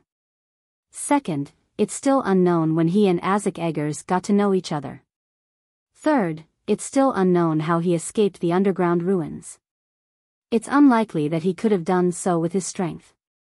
And in this process, he had even destroyed the descent ritual of the Aurora Order, Icancer finally concluded. 2 to 111 referred to the magic mirror, a Rhodes. Horamic laughed after he listened to the recount and muttered, fraudulent claims of expenses. He then cleared his throat. In any case, Sherlock Moriarty is a hero of Backland. If he hadn't stopped the ritual in time, and if he had been frightened at that moment and had chosen to flee, then most of us wouldn't be alive sitting here. Moreover, he has also displayed his faith in God and his friendliness towards us. As long as there isn't too much of a problem with him, then we can pretend that we don't know anything about his tiny flaws and secrets. Your Grace, this is what we were thinking as well. Icancer heaved a sigh of relief and said, I guess his prayers in the woods, including the ritual of blowing the copper whistle, were to get in touch with Isaac Eggers. But the effects and speed can be different. In such a critical situation, the only thing he could do was to try to save himself, which is something that we deduced from the follow-up process. Apart from trying to save himself, he could write his will, another machinery hive mind Deacon quipped before he immediately reported the portion he was responsible for. We haven't found the underground ruin which Sherlock Moriarty described, even with the help of 2 to 111. We're still temporarily unable to grasp the locations of the royal family's high-sequence Beyonders on that very day. It can be confirmed that the Church of Evernight received the information first. This came from a special channel of Earl Hall, but the specific situation is unknown. Most of the forces of the Aurora Order in Backland have been eliminated by us, the Nighthawks, and the mandated Punishers. However, I suspect that they still have some hidden strength. At the time of the incident, Sherlock Moriarty mentioned that Trissy was heading to Backland, but no one has seen her ever since. According to Sherlock Moriarty, she was a key figure and was renamed Trissy Cheek. It cannot be determined what method the Church of Evernight used to capture the Demoness of Despair and the butler, Funkel. Results via divination tell me that they're still alive, but they aren't free. One by one, the deacons and captains reported on their findings while Horamic half closed his eyes, seemingly deep in thought. After a few seconds of silence, he opened his eyes and slowly said, Put all efforts into finding Trissy Cheek, if she's still alive. Pass me all the problems where divination has failed to provide any effective revelations. The Church has a saint who is good at this, although it's not necessarily more effective than 2 to 111. As for the surveillance and investigation of the royal family's high-sequence Beyonders, it can be tabled. There's no need to worry. They've always known what we've been doing. It's also a form of warning. Continue the search for the underground ruins and report it to the Evernight and Storm churches. Icancer, ask 2 to 111 how Sherlock Moriarty escaped the ruins, as well as when he got to know Isaac Eggers. Icancer looked at the Archbishop, then at his colleagues before gritting his teeth and said, Yes, Your Grace. He was sadly convinced that his legends were about to spread from just a few machinery hive minds teams that he was in charge of to all the Beyonders of the Church of the God of Steam in Backland. After a very well-rehearsed process, he opened his mouth and said, Honorable Rhodes, my question is, when did Sherlock Moriarty get to know Isaac Eggers? The silver mirror which seemed to have eyes on both sides suddenly started to glow with an aqueous light, quickly forming a scene. Sherlock Moriarty stood in a room, watching a rat with a rotting belly burrow into a hole a wall. Behind him was Old Kohler and the owner of a budget hotel. He got to know Isaac Eggers while completing the bounty mission for him. That mission was issued by MI9, which originated from a coincidental conflict. Icancer interpreted the scene. With that, he chose to answer the corresponding question. He held his breath as he waited for Rhodes to give the soul-piercing question. As expected, he saw the bright red words. Do you know the feeling of trying your best to win the favor of someone, but only to end up being abandoned without any progress? This question isn't sharp enough. It's unlike Rhodes's usual style. Cancer suddenly felt that the blood on the mirror seemed to lack its usual horror and bloody sense. It appeared somewhat weak. He didn't bother to think about why and immediately opened his mouth to answer, yes. Congratulations, you got it right. A new line of text appeared on the surface of the silver mirror. Its color was somewhat pale. January 5th, 9 a.m. With a gray scarf around his neck, Klein arrived at Rose Wharf with his suitcase and cane. The white agate was docked there, unusually large compared to the height of a human. It was said to be capable of ferrying hundreds of passengers. It had the rich characteristics of the age, with its chimneys, sails, and its 12 cannons on both sides of the ship, necessary for defending against pirates and other peers. Under Captain Eland Cagg's arrangement, the chosen stocky sailors and crew lined up at the mouth of the gangway, some even deliberately revealing their legitimate revolvers, rifles, and knives. This gave the passengers on board the boat a greater sense of security. They were no longer afraid of the journey that would take them 9 days to complete. Klein stood below, looked up, and climbed up the hanging ladder in the undulating blue water. My travels begin. He took a step forward and sighed silently. Chapter 492, Adventure. As soon he stepped onto the deck and before he could enter the cabin, Klein saw a figure moving through the crowd towards him through the corner of his eye. He looked over his shoulder with an air of indifference but hidden vigilance, and he saw a man in his 30s wearing a black half-top hat and a windbreaker of the same color. The other party had a weathered face, looking boorish but extremely masculine. His light blue eyes didn't contain a smile, as if they were immersed in many past events. He looks a little familiar. Right, he's that guy I noticed at the ticket office yesterday. He seems to be an adventurer as well. He's actually wearing a windbreaker at sea in January. He's quite strong. While lifting his cane with ease and pointing diagonally downwards, Klein said with a smile, "Good morning, we meet again." It was like he was greeting an old friend. The boorish man, however, wasn't surprised. He stopped and nodded in a somewhat reserved manner, saying, "Cleves, a former adventurer. Mate, are you in the same trade? I thought you knew yesterday." "Gairman Sparrow," Klein responded with a smile. He didn't pass his cane to his left hand, because he didn't intend to shake Cleves's hand. "I can tell." Cleves maintained 2 seconds of silence and said, "Being an adventurer isn't a beautiful profession. I've already switched careers and have become a bodyguard. This time, I'm accompanying my employer's family to the capital of the Rorstad archipelago." He half-turned and pointed to another spot on the deck.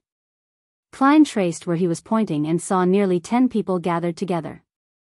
They were led by a plump middle-aged gentleman with ruddy cheeks and spirited eyes. On his double-breasted suit, Klein could see the gold chain from his pocket watch and a jeweled collar brooch. Next to him was a lady in a wide-brimmed hat, her face completely hidden by the dark blue muslin that hung down, and her figure wasn't too bad. Standing in front of the couple were 2 children. The younger one was a boy who wasn't even 10 years old. He was wearing a child's version of a tailcoat. The older one was 15 or 16 years old and was a lively and energetic teenage girl. Her looks couldn't be considered outstanding, but her pair of brown eyes were quite bright and intelligent. Her faint freckles and puffy dress added to her playfulness. Around them were 3 people carrying suitcases and all sorts of items, a man and 2 women, all dressed as servants. One of the maids had brownish skin, clearly of southern continent heritage. The bodyguards protecting the 7 people were a man and a woman. They were dressed simply and neatly in white shirts, light sweaters, black coats, dark trousers, and sturdy leather boots. The 2 bodyguards deliberately didn't hide the outlines made by the gun holsters by their waists. They didn't relax as they inspected the approaching passers-by. Their eyes were sharp and they were composed. 3 servants and 3 bodyguards. Klein asked casually. This is quite an extravagant setup, which means that their employer is a rich person. Instinctively, he made his judgment. Yes. Cleves nodded. Without another word, he quickly turned around and walked towards his employer's family. Klein was stunned. He didn't know why Cleves had specially come to greet him for. After recalling the novels, movies, and television dramas he had seen in his previous life, he gradually understood what Cleves was implying. He's a little wary of me, or should I say of someone who claims to be an adventurer while not looking like someone to mess with, so he introduced himself in advance to indicate his identity and what his job is. It's to tell me to not have any plans regarding his employer's family. In short, you do what you do, I do what I do, and we stay out of each other's business. Is this the tacit understanding between experienced adventurers and veteran bounty hunters? Interesting. Klein chuckled. He carried his suitcase and black cane as he went into the cabin. With the help of his ticket, he found his own room. With a creak, he pushed open the wooden door and walked in. The room wasn't very spacious, just large enough to fit a bed, a table, and a cupboard. There weren't even any chairs. Its greatest advantage was that it came with windows. The wharf's sunlight shone in, illuminating the table and bedside with pure golden spots. A member of the crew mentioned that the washroom and bathroom are for public use, with about 8 rooms sharing one. If someone urgently needs one, then they can provide a wooden toilet, but one must pay the cleaning fee of 3 pence each time. I have to be grateful that after the white agate was renovated, it has many metal pipelines laid. Boilers are burning and hot water is being supplied, providing a relatively convenient way of life. Otherwise, my travels wouldn't be a pleasant one. Klein silently sighed. He quickly took out his necessities and placed them on the table for daily use. When he was tidying up the place, he sat down on the edge of the bed, which wasn't too high, and he listened to the long whistle of the steam whistle. He felt the power that stemmed from steam and machinery contained within it. When the ship began to set sail, Klein looked out the window at the sea and gradually withdrew his thoughts. He began to think about the most important thing that would happen next, the problem of how to act as a faceless. While facing the true creator's descent ritual and the powerful Mr. A, the decision to give up trying to escape and attempt a sabotage act had allowed his potion to be digested a little. Based on this feedback, he gained some new insights into the acting requirements of a faceless. You can disguise yourself into anyone, but you are ultimately yourself. This is the principle which Nimblewright Master Rosago was made to remember. I originally imagined that yourself refers to my original identity, but from the looks of it, that's not the complete picture. What is considered as yourself requires serious thought. Klein leaned forward and bathed in the sunlight as though he was a thinking statue. After a while, he came up with an idea. Does this correspond to the spirit of one's identity, to their true identity deep down? Even back on Earth, Zhou Mingrui had worn a lot of facades, which formed a social persona. In a sense, this was a big part of what wasn't real. Yes. When I become someone else, I take over their identity. In order to not be discovered, I have to disguise myself socially, which is the same as wearing a different mask. When all the masks are taken down, there will be none left. What kind of yourself does a faceless see at the end of the day? Is this the deeper meaning behind yourself in that principle? When I face my inner thoughts, overcome my fear, and challenge the impossible without reasons stemming from society, am I really acting as myself? This is to be explored and verified. At this thought, Klein changed his position, trying to sit more comfortably. Remembering everything that had happened before, he found another question regarding acting. In the underground ruins, I disguised myself as Ince Zangwil and successfully escaped from my predicament, but why didn't I feel any signs of digesting the potion at all? Does this imply that to digest the faceless potion, a superficial disguise such as that isn't enough? Yes, this is closer to the use of beyonder powers and not acting. What can stimulate the digestion of the potion is a disguise on a deeper level. Is it being a true substitute for a person, becoming that person on a social level? Only when his relatives and friends are unable to find him for a long period of time does it prove that his disguise was a success. In that case, the reason why I feel harmony with the faceless potion is because I had previously disguised myself as Klein Moretti. The first principle of faceless is that you can disguise yourself as anyone, but you are ultimately yourself. The second principle is to have a disguise on a deeper level that fools everyone. But to replace a person and become that person in a societal sense is quite evil just thinking about it. Don't tell me that I have to find those kinds of people who have died in a foreign land but have a wish that has yet to be fulfilled. Klein eased his baffling horror, and he drew up an initial direction for his acting attempts. The higher the sequence, the more difficult it is to act. He sighed, took out his pocket watch, and checked the time. Since it was still too early for lunch and the room was too small and cramped, he decided to take a walk on the deck and enjoy the scenery amidst the sea breeze. After the excitement of the first hour of the voyage, there weren't many people left on deck. Klein walked along the side of the ship, arriving at a secluded area with large shadows. It's a warm, sunny day. Other than the strong winds which might steal my hat, there are no shortcomings. He pressed the half-top hat on his head and leisurely surveyed the cabin, listening to the faint sounds of music coming from inside. Suddenly, he saw the former adventurer, Cleves, busying himself around the corner. In front of him seemed to be a trident, a dagger, and a short knife. Cleves sensed this and raised his head to look at him. Keeping a well-seasoned demeanor, he said in a taciturn manner, "We're all old mates, and we have to maintain them frequently." At this point, he added, "There are children in the cabin." "Understood." Klein smiled in response. Cleves lowered his head and continued to busy himself. He casually asked, "You don't seem to have these things with you?" "I'm used to using weapons that keep abreast with the times," Klein said vaguely. "And I frequently do maintenance." Cleves silently raised his dagger, looked at it against the sunlight, and said to himself, "At sea, guns alone aren't enough. Pirates will board ships, and there will be a lot of people.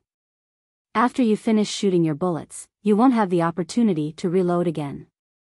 Although these guys no longer keep abreast with the times, they're still useful enough."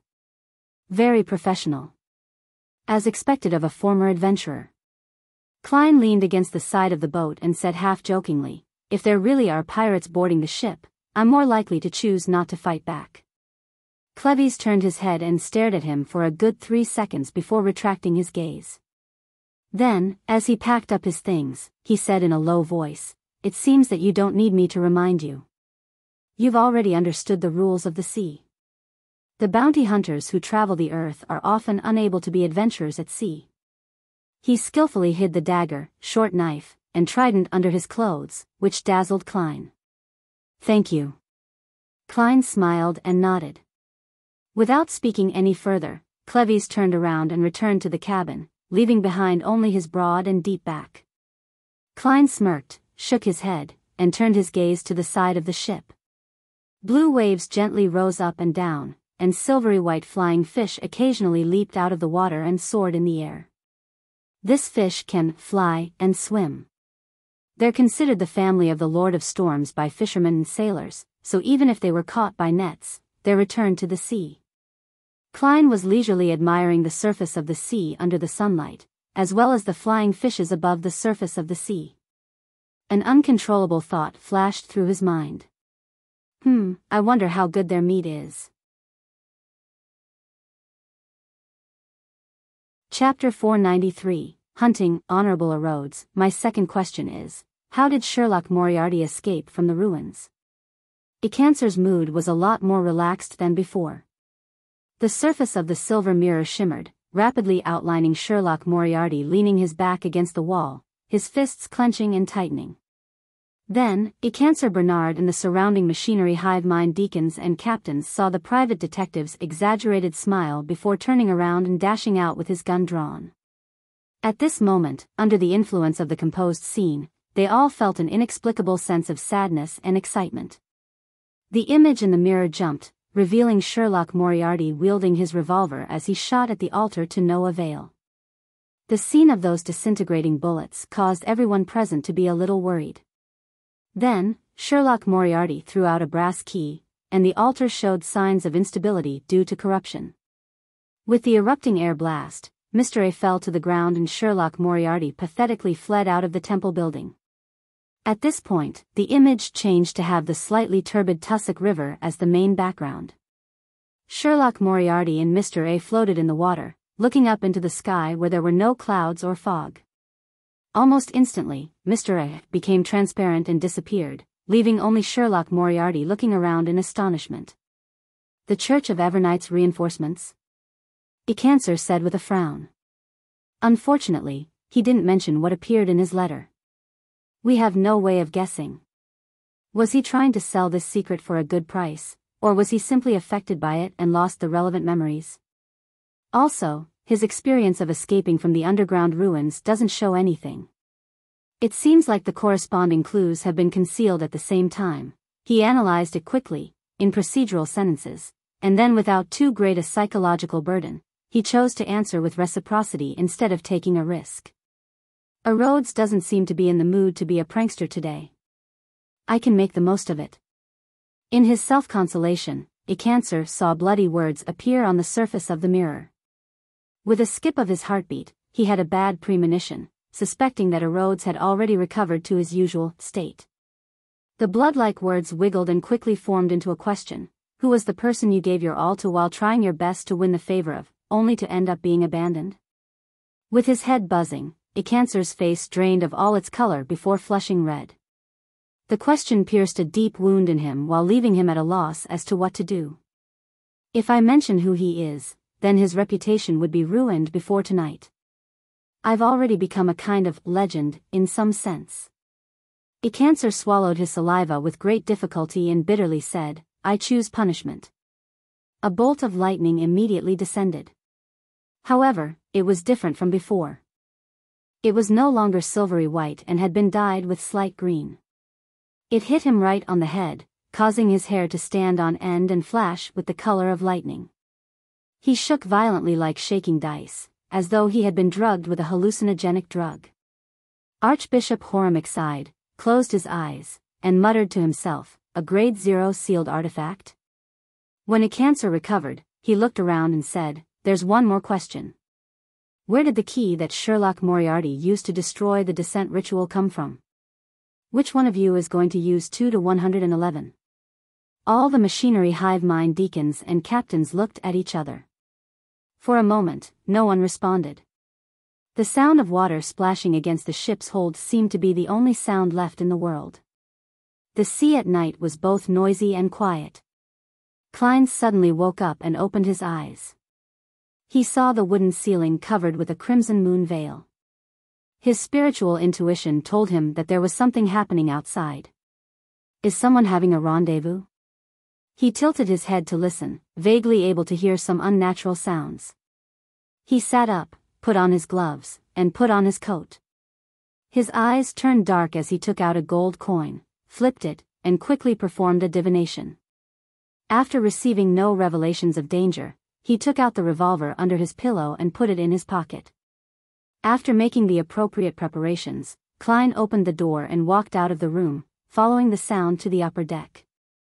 At this moment, at sea, away from the industrial pollution, the crimson moon quietly hung there, mysterious and dreamy. After carefully bypassing a few patrolling crew members, Klein arrived at the area where there was a commotion. He could smell the faint scent of blood. With the help of the moonlight, he looked over and saw the former adventurer, Cleves, squatting to the side of the ship and setting up something. There were 3 people hiding in the shadows of the cabin about a dozen meters away from this gentleman.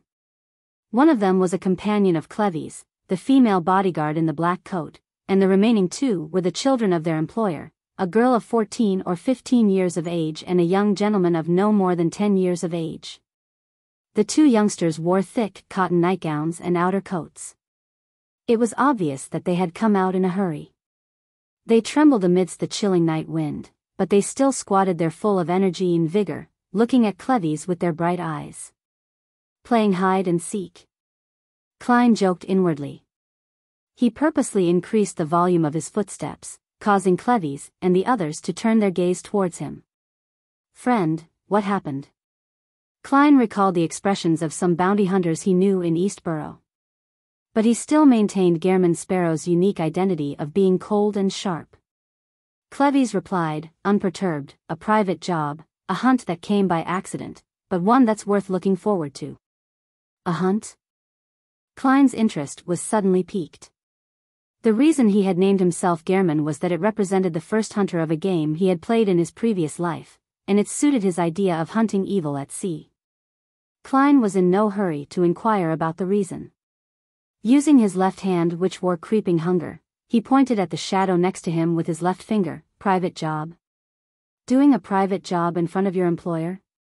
Cleves, who was squatting there, glanced at the boy and the girl and said, without changing his tone, Cecile wasn't careful enough and ended up waking Donna and Denton up.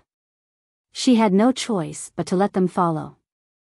The girl called Donna wrinkled her nose when she heard her name mentioned.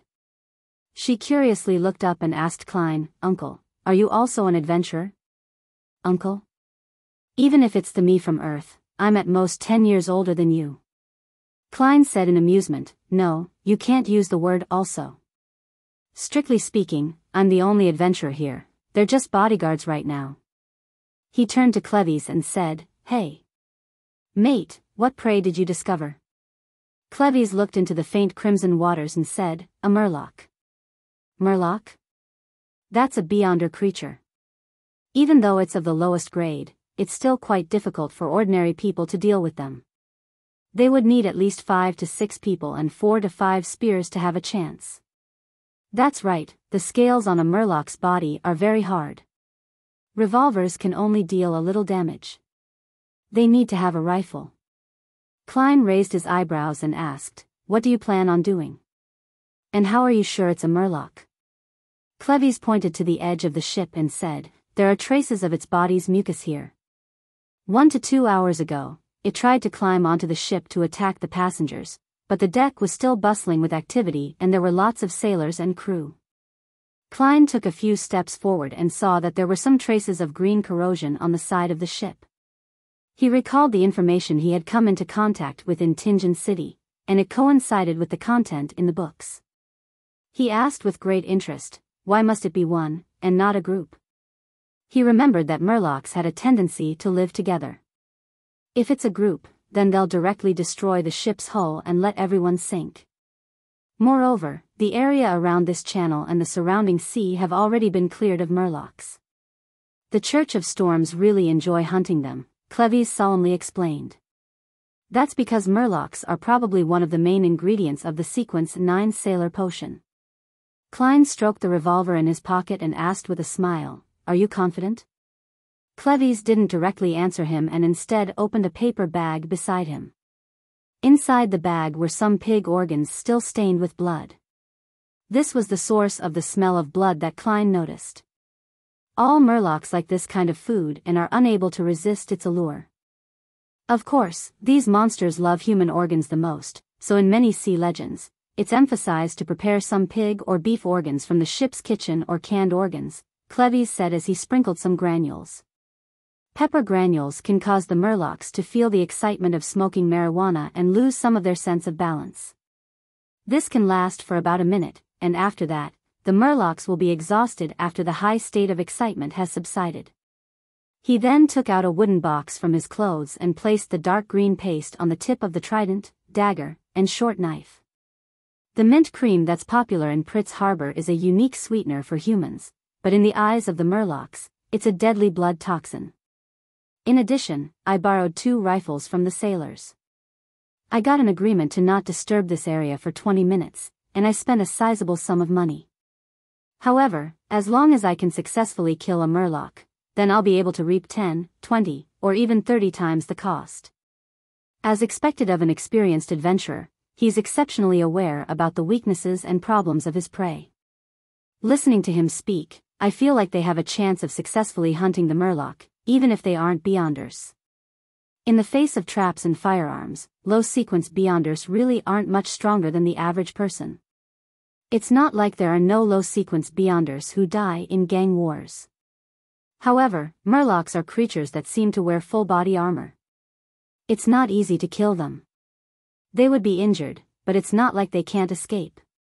Klein curiously asked, you seem to have killed quite a number of Murlocs. Understanding the characteristics of common sea monsters is a prerequisite for an adventurer's survival. Cleves didn't show the joy of being praised as he remained calm and silent. As they conversed, the girl, Donna, and the boy, Denton, squatted in the shadows and listened with relish. They found all of this to be the most interesting thing in the world. Yes, I also need to brush up on my studies in this area. Klein smiled and said, so that's how it is. I didn't disturb you, did I? Cleves pierced a portion of organs on a rod and said with a deep voice, if you want to participate, take care of Donna and Denton so that Cecile won't be distracted. Sure. Klein, who wanted to watch from the sidelines, smiled and agreed. Chapter 494, A Bite of Murloc. The red moon hung high in the sky as Klein walked over to Donna and Denton and squatted down beside them. Cecile, the female comrade of Cleves, let out a sigh of relief. She picked up the rifle on the deck, bent down, and quickly walked in another direction. She opened up a distance of about 10 meters from the peppered pig's organs. Uncle, is it starting? The mischievous, freckled teenage girl, Donna, suddenly felt a little nervous. However, her face was filled with curiosity and anticipation. Klein raised his left index finger to his mouth, motioning for the two young ones to be quiet. At times like this, he couldn't help but thank Roselle. It was because of the efforts of this transmigration senior that some of his habitual gestures had become common body language in the northern continent, so it wouldn't lead to misunderstandings. It was said that in the early part of the fifth epoch, this don't talk gesture was an insult in Loan. But in certain parts of the southern continent, it means, kiss me. Klein's mind was a little distracted for a moment. Donna and Denton didn't dare to say anything else. They just squatted there quietly, watching with rapt attention as Cleves prepared for the battle.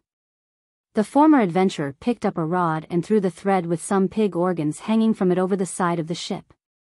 With a splash, the bait entered the water. Calmly dispersing the remaining organs, Cleves wielded his weapon and retreated, step by step, to hide in the shadows opposite Cecile. The two of them formed an angle of about 60 degrees to the side of the ship where the rod was being supported. Leaning his trident and other weapons, he raised his rifle and tried to take in the feeling of aiming. The deck had completely quietened down, leaving only the operating sound of the steam engine and the crashing of waves against the ship. As the minutes ticked by, Donna and Denton couldn't help but switch from squatting to sitting, with their backs against the planks of the cabin, trying to soothe the paralysis in their legs. At that moment, they saw the rod on the side of the boat sink a little. The muffled sound of friction rapidly grew closer and closer. Suddenly, a figure jumped onto the deck. It was a monster bathed in crimson moonlight. Its entire body was covered in dark green scales, and there was a green slime flowing around it. It didn't have much in common with humans. It was like a giant fish that had grown 4 strong limbs, and there was obvious webbing in the cracks of its limbs. The Murloc was more than 9 meters tall, with round eyes and gills on its cheeks. It looked like demons from legends, making Donna cover her mouth to prevent herself from screaming. At the same time, she covered the mouth of her brother, Denton, as well. Good thinking. Klein smiled to himself as he carefully examined the Murloc. Unlike the sailor rampager he had seen before, real Murlocs didn't have human-like brains. They were pure monsters. The Murloc vigilantly scanned the surroundings before squatting down. It picked up the scattered pig organs, quickly stuffed them into its mouth, and produced clear chewing sounds. The light in its mainly white eyes gradually faded, as if it had fallen into a dream. It's of low intellect. Klein shook his head and made his judgment. Bang! Cleves pulled the trigger, and a bullet flew out from the rifle. It instantly struck the Murloc's chest, causing its scales to shatter and blood to splatter. Wah! The merman let out a cry which sounded like a child, and it threw itself at Cleves, who was hidden in the shadows. It was as fast as a steam train. At this moment, Cecile, who was in another position, opened fire as well. Bang! The bullet from the rifle struck the Murloc's ribs, causing many scales to scatter and the tall figure to stagger. The Murloc, who had eaten the pepper granules, became visibly sluggish. It stopped, unsure of which enemy to attack first. And this gave Cleves and Cecile a chance to calmly reload. They took aim again and pulled their triggers. Bang! Bang! The sprays of blood bloomed in succession. The pain caused the Murloc's eyes to regain its lucidity. It flipped and pounced, dodging the follow-up shots, and closed in on Cleves as if it were unhurt. Cleves methodically put down the rifle in his hand and picked up the trident that was leaning to his side. Instead of dodging, he leaped forward and rolled to the side of the Murloc. The trident in his hand ruthlessly and accurately pierced into the area where the scales on the side of his prey were shattered. The Murloc spun around abruptly, bringing with it a gust of wind. It forcefully threw the trident along with Cleves out, causing the former adventurer to crash onto the deck.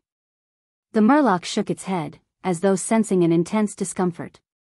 It didn't attack Cleves and Cecile again, but instead, took large strides to the side of the ship in an attempt to jump into the sea. Bang! Cecile's bullet hit it again, creating blood to blossom again, but it still didn't make it become immobile. With 2 steps, the Murloc reached a suitable spot. It bent its knees and prepared to jump up. However, its body was too weak to exert its full strength. The distance it had jumped was obviously not enough, so it could only land on the inner side of the ship. Bang! The Murloc bore the brunt of the damage and tried to flip over the side of the ship. Seeing it almost escaping, Klein took out his revolver. Just then, a loud bang came from another direction. The Murloc's left eye turned into a bloody hole, and one could vaguely see a pale gelatinous substance squirming inside. It wasn't dead yet. It lay on the floor of the deck, trying its best to crawl and get up again. After a few seconds, the poison took effect and it twitched to its death. Klein traced the sound and saw a middle-aged man step out of the shadows on the other side of the cabin. The middle-aged man was wearing a thick dark red coat and white slacks. He was wearing the standard ship-shaped hat of this era. He was holding an iron-colored musket that was a relic of the times as white smoke billowed out of its thick black muzzle. Klein had heard the attendant introduce the man before, and he knew the man. He was the captain of the White Agate, Eland Cag. With obvious wrinkles at the corners of his eyes, his forehead, and the corners of his mouth, Eland walked towards Cleves and said with a smile, "As a captain, I must ensure that no accidents happen. Forgive me for watching by the side all this time." Cleves had already stood up. He didn't betray his emotions. "This is your ship. According to convention, you have the right to share in the spoils." Eland turned his head to look at Klein and others and said with a smile, "The next resupply of water and food is in 2 days' time. You'll have to think of a way to preserve the Murloc's corpse. How about this? Sell it to me at a cheaper price. The difference is the reward I deserve. This is the best solution." Cleves and Cecile exchanged glances and agreed to Eland's request. "For 130 pounds, it's all yours. The Murloc Beyonder ingredient has a market price of 150 to 200 pounds. Considering the other parts with spirituality, 130 pounds is indeed cheap. However, this is the only thing Cleves and Cecile can do. This is Eland's ship, and he had a large group of armed sailors and crew to help him. If the negotiations break down, they could sink everyone here into the sea within minutes. Of course, that's under the premise that I don't involve myself. Yes, it can be seen that Cleves and Cecile aren't Beyonders, at least not Beyonders of the combat and shooting domains. As for Eland, I find it suspect." Klein stood up and listened to the deal. "No, you seem to have misunderstood something. I'm not threatening you. 150 pounds. That's a fair price." Eland Cag called for a sailor and gave him the key to the safe. "You are the just Eland?" Only then did Cecile seem to recall his title on the sea. Eland laughed and said, "Yes." At this moment, Donna and Denton, stunned by the intense battle and the living monster, jumped to their feet and ran over to the Murloc in excitement and fear. Is it really dead?" Donna kicked the Murloc's body with her toe, then she jumped away and hid behind her younger brother as if she were afraid it would revive. It really is a monster. Denton took a deep breath and opened his eyes wide. There are many monsters at sea. Apart from having 4 limbs and being able to stand, Murlocs have no similarities to humans. Elan smiled gently. He squatted down and took out a knife, slicing the cheek beneath the Murloc's eye, revealing white, tender skin that was tainted with some red. The most delicious part of a Murloc's body is suitable for eating it raw. Eland carefully sliced a piece of flesh and handed it to Donna. You remind me of my daughter. Unfortunately, she's grown up and has a family of her own. I don't dare to eat it, Donna said, looking at the thin sliver of flesh held at the tip of the knife. Huh, which one of you wants to try? Eland laughed and looked around. After confirming that there were no warnings from his spiritual intuition, Klein nodded. I'm very curious. Eland immediately handed him the knife. Give it a try. On land, even nobles may not necessarily have a chance to eat it. These Murlocs are fish monsters. They can be understood as a mutated type of fish. He was trying to dispel the siblings' fears.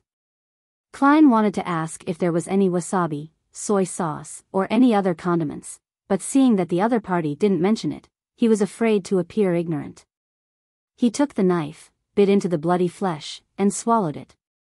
It was a feeling of flesh that instantly melted in his mouth. The taste of blood was very faint, giving it an appropriate salty taste. It perfectly set off the fresh and sweet taste of the meat. Klein chewed twice, taking in the deliciousness of the tenderness and freshness of the fish meat.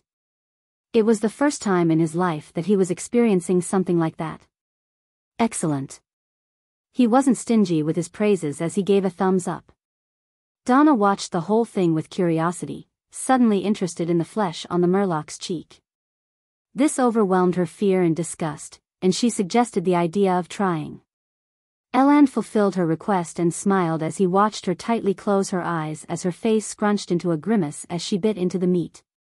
Donna's expression gradually relaxed, and she quickly opened her eyes. She excitedly praised, an indescribable delicacy. She spurred things into action as Denton, Cecile, and the others shared the little chunk of cheek meat. Eating it satisfied them, but it also made them dissatisfied. They were satisfied with the taste, but were dissatisfied with the quantity. Seeing that Eland had eaten the last piece, Cleves pointed at the Murloc's body and said, "The meat around the ribs is suitable for frying, while the belly meat should be roasted. The other parts taste bad." "I share your thoughts," Eland said with a chuckle. "I'll have the chef prepare it immediately. On such a night, we should enjoy good food and wine together and exchange the legends at sea. It's a very enjoyable matter. I'm looking forward to it. However, why did a perfectly fine hunt turn into a delicacy exchange?" Klein swallowed his saliva. Chapter 495, Legend of Treasure. Above the deck, there was an extra layer of asbestos beneath the grill to prevent the coal sparks from being blown out by the wind and scorching the surface of the ship. The fat cook, wearing an apron and a tall white hat invented by Roselle, used a fine brush to constantly apply a seasoning created from a secret recipe, basil, fennel, sea salt, pepper, and lemon juice, to the long, white strips of fish, and frequently flipped them over to ensure that both sides were evenly heated. The flesh of the Murloc's belly was fatty, dripping with drops of oil and causing the coal beneath the iron mesh to sizzle and flare up. An enticing aroma began to fill the air, and Klein inhaled again and again. In front of him was a round table and a chair. On top of the table was a unique-looking bottle of wine. The wine was golden red in color and seemed slightly sticky as it swirled about. Sonia blood wine is brewed from the sugarwood juice found in the surrounding areas of Golden Spring. It tastes like thin honey mixed with blood. It's sweet and smooth, but it's very easy to get drunk on. If you fancy any lady and want to treat her to a drink, you can consider this. It will make her drink more without realizing it. That's under the premise that you're able to handle the amount of alcohol she's drinking.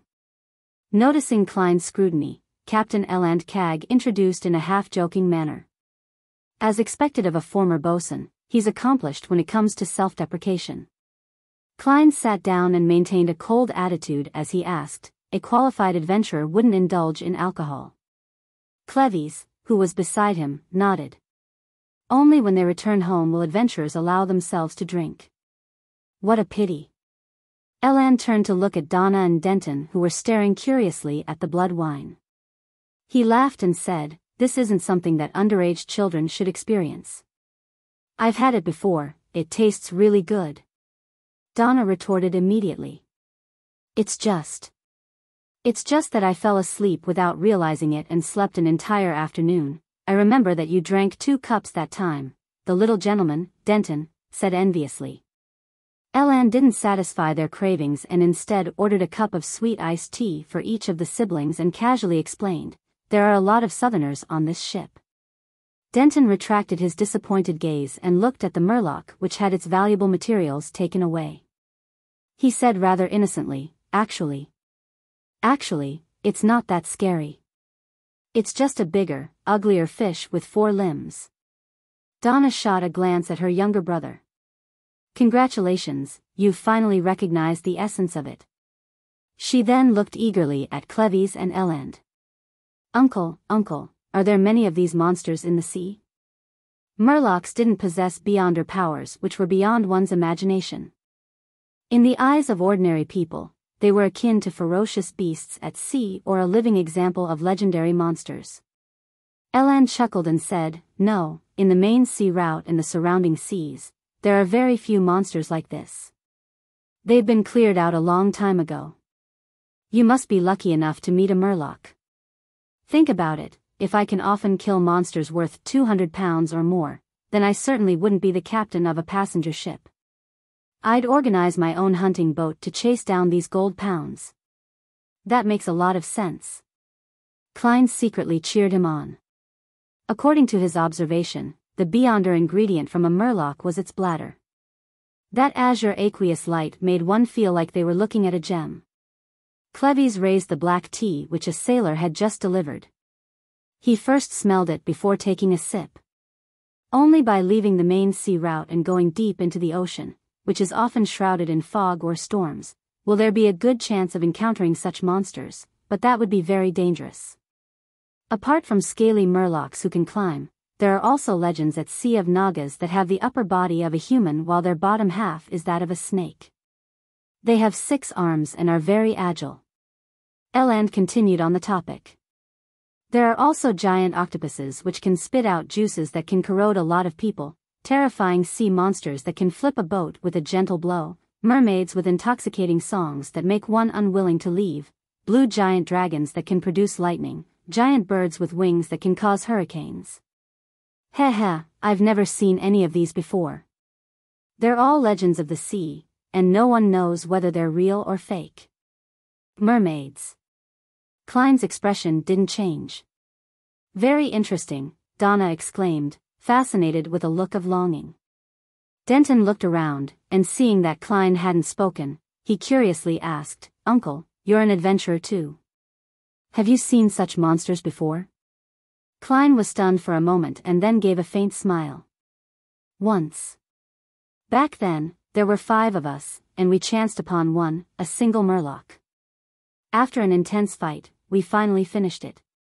This was a real experience of his in Tingen City. It was also his first encounter with an official beyonder who had lost control. At that time, he and old Neil had helped to eliminate a mutated sailor at the request of Swain, the old owner of the Evil Dragon Bar. Thinking of this, Klein felt nostalgic and wistful. The cold and sharp expression on his face couldn't help but soften significantly. 5 people? While asking, Donna secretly counted the number of people who had been involved in the battle. 1, 2, 3. She discovered that only 3 people had taken action to kill the Murloc. Without waiting for Klein's response, Eland said with a hint of surprise, "A chance encounter?" "Yes," Klein answered frankly. "Were there any casualties?" Eland pressed. Klein shook his head. "A few minor injuries, a chance encounter, and you only took 5 people to finish a Murloc." All of you are very powerful. Cleves gave his own evaluation. His companion, Cecile, nodded to express her astonishment. The battle that had happened just now was brief and quick, and the Murloc seemed easy and vulnerable, but she and Cleves both knew very well that without the pre-prepared bait, the hallucinatory effects of the pepper granules and the subsequent fatigue, the Murloc's fatal weakness of mint cream, and the 2 borrowed rifles, it was impossible to imagine how many people would die in order to kill a Murloc. Indeed, very powerful. Eland looked thoughtfully at Klein. It was a team formed of 4 sequence 9s and a sequence 8. Klein said with a half smile and a half sigh, at that time, I was still very young, and I didn't even have any experience in combat. I was purely support. Uncle, you're still very young. Donna nodded her head vigorously. I like what you said. Klein keenly noticed that Captain Eland had relaxed a lot from what he had just said. At this moment, several crew members had brought over a large ceramic plate. On top of it were pieces of meat that had been fried to a golden hue. The basil leaves were sprinkled with color, and a captivating fragrance assaulted their noses. Eland raised his glass of Sonia blood wine and offered a toast. To a beautiful night. May the storm be with us. To a beautiful night. Donna and Denton cheered and sipped their sweet iced tea. Klein chose to clink glasses with a cup of black tea. He forked a piece of meat from the Murloc's ribs, finding it firm and without fat. However, after absorbing the vegetable oil, its flaw of being too dry was remedied. As he chewed, it emanated in limitlessly chewy consistency and fragrance. It's really inferior to the cheek meat, but it's already good enough. It's better than all the fish I've eaten while in Backlund and Pritz Harbor. Klein praised in satisfaction. Eland put down the knife and fork in his hands, took a sip of Sonia blood wine, and sighed at the topic. At sea, the greatest danger doesn't stem from the monsters but those pirates. They helm their ships, going wherever they please. No one can defend against them in advance. Uncle Captain, will we encounter pirates? Denton asked with concern as he swallowed the fried fish. Eland laughed. The route to the Rörsted archipelago is the safest in the world, with colonial islands en route every 2 to 3 days, allowing us to dock. The route is also patrolled by ships from the Imperial Navy and the Church of Storms. Even if pirates come wandering here, they wouldn't do anything too excessive. After seeing our cannons, they would at most extort some compensation. Seeing that the 2 underage children had calmed down, Eland added, but from the south of the Rörsted archipelago, or as we continue east, we'll have to rely on the Lord's blessing. Many pirates are active in these areas, playing hide and seek with the ships of the Navy and Church. If we're lucky, we'll be able to reach the southern continent and every destination very smoothly. But if we aren't lucky, we'll encounter some relatively powerful pirates, including the fleet of the 7 pirate admirals and even the 4 kings. However, you don't have to be too worried. Ever since Nas became the king of the 5 seas and enacted the rules of sea passage, most pirates will only rob you clean of your wealth, without doing anything too overboard. Around this area, we're most afraid of encountering the captain of the Black Tulip, Admiral Hell Ludwell. He'll get his subordinates to kill everyone on board, throwing the innocents into hell. Next would be Admiral of Blood Seigneur. He loves blood, and he allows his subordinates to partake in heinous acts. Many girls have suffered under them before being sold to different islands. Donna trembled as she subconsciously changed the topic. I heard that there are a lot of treasures at sea. There are legends of treasures, but most of them are fake. Eland glanced at Cleves and said, there are 6 stories which are the most famous. Ranked first is the Death's Key. Rumor has it that at the end of the 4th epoch, Death, who had caused the Pale disaster, was attacked by the 7 gods and ended up perishing. He attempted to return to the southern continent and created a raging stormy wave, an impassable barrier. It completely obstructed the sea route between the northern and southern continents. This is the origin legend of the Berserk Sea. However, he eventually failed to return to the southern continent and ended up vanishing in the sea. When he said this, Eland sighed with pangs of yearning. It said that in some secret place in the Berserk Sea, the treasure left behind by death is waiting for the person holding the specific key to find it and open it, but no one knows what the key looks like, or where it will appear. Ranked second is the Fountain of Unaging. It's deep in the Sonia Sea. Rumor has it that one of the four kings, King of Immortality, Agolito, had drunk the waters of the Fountain of Unaging. Chapter 496, The Promising Sea, Fountain of Unaging? Will you really gain eternal youth if you drink it? Donna widened her eyes and asked curiously. She didn't have any feelings of anticipation, because she was still young enough. Elan didn't answer at once, and instead, he forked a piece of fried Murloc rib meat, tore into it in 2 bites, and took a sip of Sonia wine. The sweet and smooth taste has completely nullified the cloyed taste of fried oil. His eyes were half closed, and he looked like a gourmet. After pondering for a few seconds, he slowly answered Donna's question. I don't know if there's a Fountain of Unaging, nor am I certain if the King of Immortality, Agolito, drank its waters.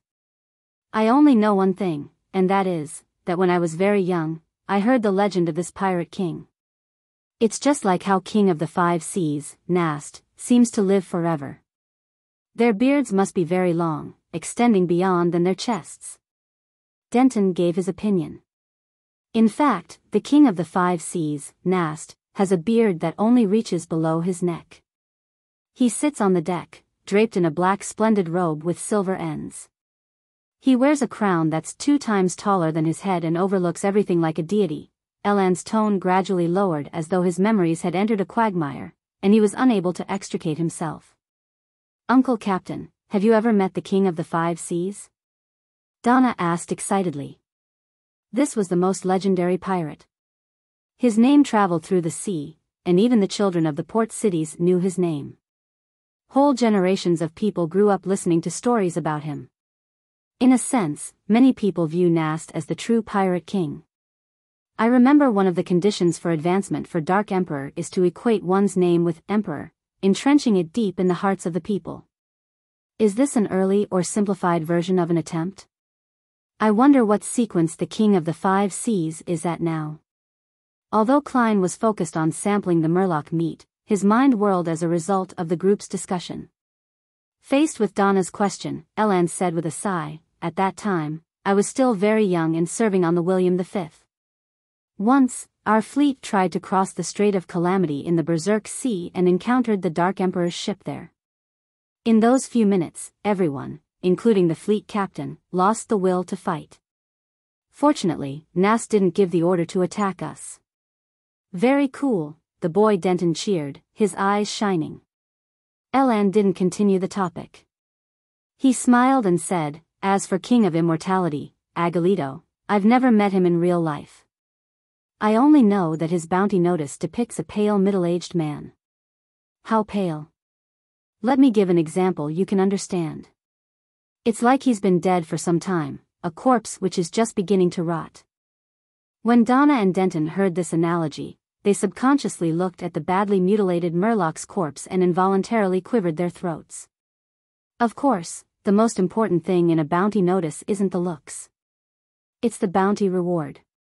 In loan alone, Agolito is worth 100,000 pounds.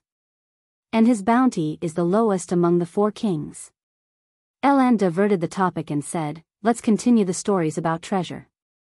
Ranked third is the inheritance of the Solomon Empire. In the 4th epoch, when that massive empire was dissolved and destroyed, the royalty brought treasures that even the gods would be jealous of onto a ship. They steered it deep into the Fog Sea, awaiting the opportunity to rebuild their dynasty. However, 500 years passed, 1,000 years passed, and 1,500 years passed, but it ultimately didn't appear. Rumor has it that the King of the Five Seas, Nast, inherited parts of the Solomon Empire's inheritance. No one knows if he's a descendant of the real Dark Emperor, Cecile added with interest. Fog Sea? Western shore of the northern continent? Donna thought back to her geography. Right, Cleves responded simply. West of the northern continent was the Fog Sea, to its east was the Sonia Sea, south was the Berserk Sea, and north was the North Sea. The east and west sides of the southern continent were similar to the northern continent, while south of it was the Polar Sea. Together, they formed the Five Seas. The Lone Kingdom was backed by the Hornacis mountain range and the inland mid-seashore. Its eastern face was the Sonia Sea, and it stretched south to Desi Bay. It occupied several of the excellent entrances to the Berserk Sea, but it didn't involve the Fog Sea. Is that so? Donna didn't have much interest in the faraway treasure, so she switched focus and asked, what about the fourth treasure? It belongs to the last empire of the fourth epoch, Trunsoist. Rumor has it that they built a huge ship the size of a city, and they transferred all their treasures onto it. Funny enough, their escape was of no use. Although the predetermined passengers and crew didn't fail to arrive at the port in time, none of them survived. However, that ship vanished by itself.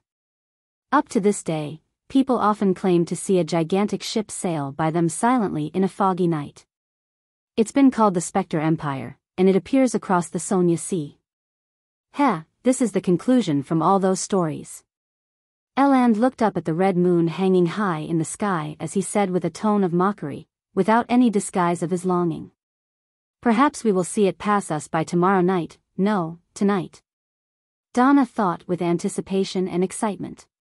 Klein finished up the rest of his food, drank his black tea, and listened with interest to what Eland had to say about the rest of the treasures. The fifth is the lost city of Nuans. Rumor has it that at the bottom of the Fog Sea, there's a civilization with intelligent creatures. Around that patch of sea, seafarers and adventurers often find special items which all point to the Nuans of ancient times. However, the members of this civilization have yet to appear. It's like it has been lost to this world. Eland drank the remaining of his Sonia blood wine and said, that is an inheritance left behind by a civilization. The magnitude of its wealth is absolutely unimaginable. After pausing for 2 seconds, Eland put down his glass and laughed. In fact, the treasure I look forward to the most is one which has more accounts than legends, the sunken laurel.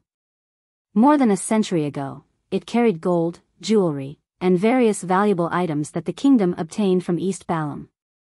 As it steered away from the sea route, it sunk in an unknown area somewhere between the Berserk Sea and Sonia Sea. It hasn't been found to this day. It's said that the items on board are worth millions of pounds. Millions of pounds? The number caused Donna to blurt out in astonishment. As a merchant's daughter who had been educated for many years, she had a vague understanding as to what this number represented. In Lone, a millionaire was a genuinely rich person, second only to the top noble families and tycoons. Millions of pounds? As a member of the National Atmospheric Pollution Council, a major shareholder in the Coim Company, Mrs. Mary, who allowed me to join the Quelag Club for free, is only worth a few £100,000, and even so, she's rich enough even in the circle of aristocrats and merchants. She's a popular divorced lady, and there are even aristocratic children who propose to her. Klein quickly found a target for comparison. Eland sighed with a smile. If I can find the sunken laurel, then I don't have to be a captain anymore. I'll head to Backland and become a philanthropist.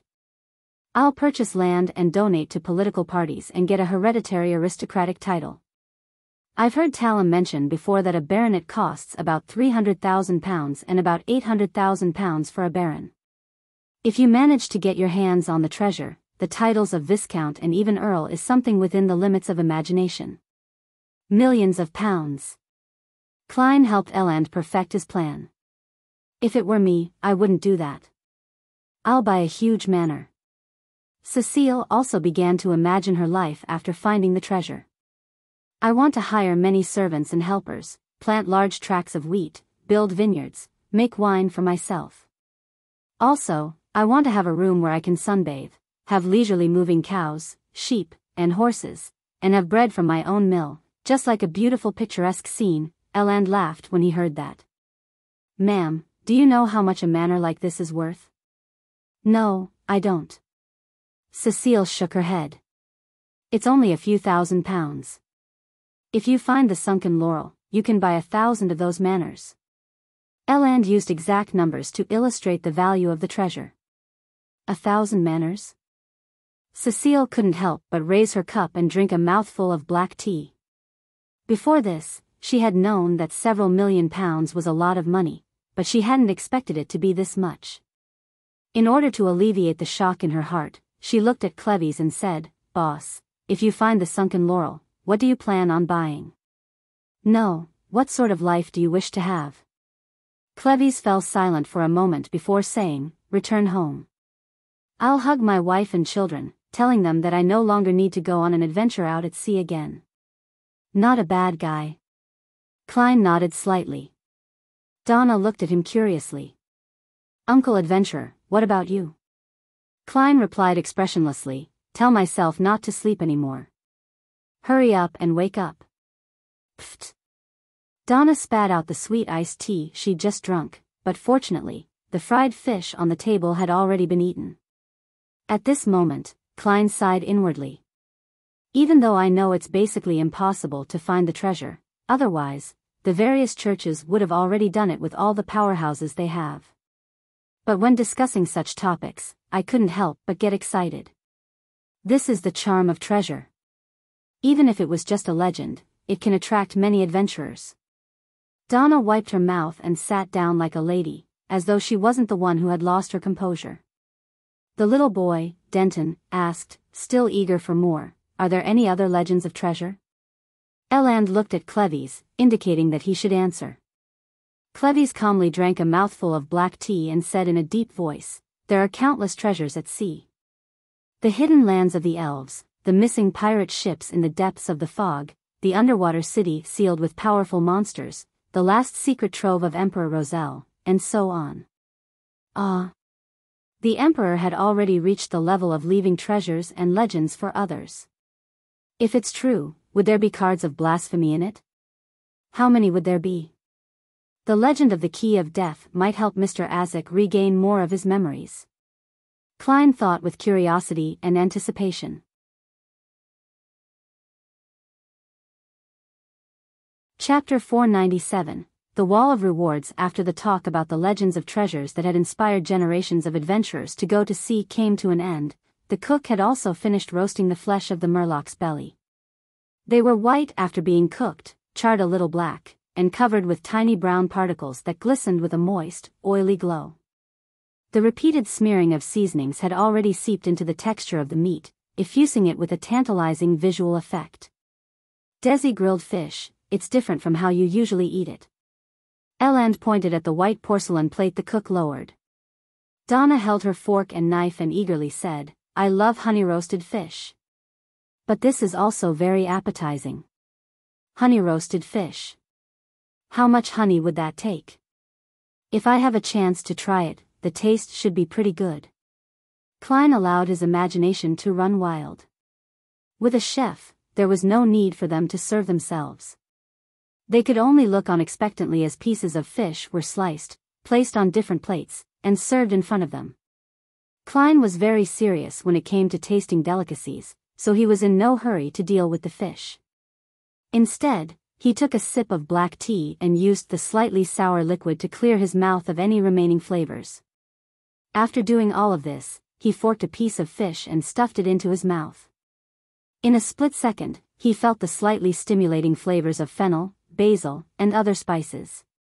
They were sufficient enough to help him open up one taste bud after another.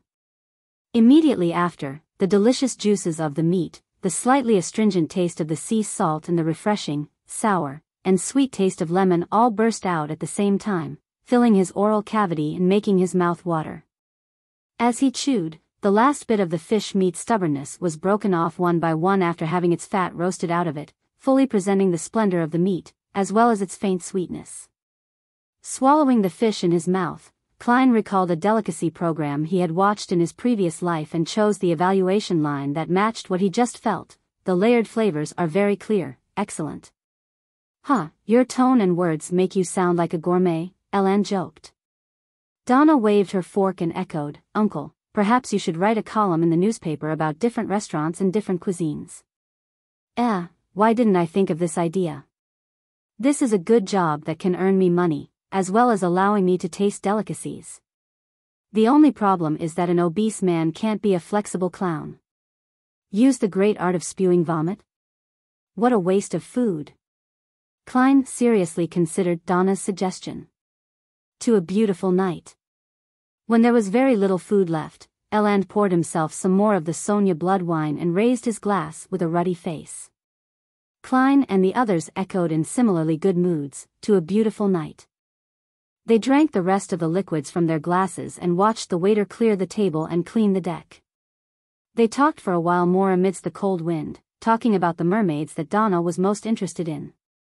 Cleves told the young lady that, in some legends, mermaids were also called sirens, and they used their songs to confuse humans not for entertainment but for hunting. Aside from the possibility of encountering these creatures on the sea route from the Gargas archipelago to the depths of the Sonia Sea, there was a certain chance of discovering it in dangerous seas that haven't been explored by humans.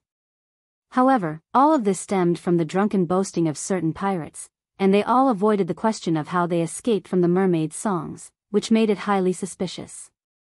No matter what, this at least points me in a possible direction. Klein took note of what they had discussed. Donna, Denton, it's time to go back. You'll have to get up early tomorrow and have breakfast with your parents. Cecile looked at the moon's position. Fine. Donna stood up reluctantly. Denton hurriedly asked, Do I have a chance at becoming an adventurer?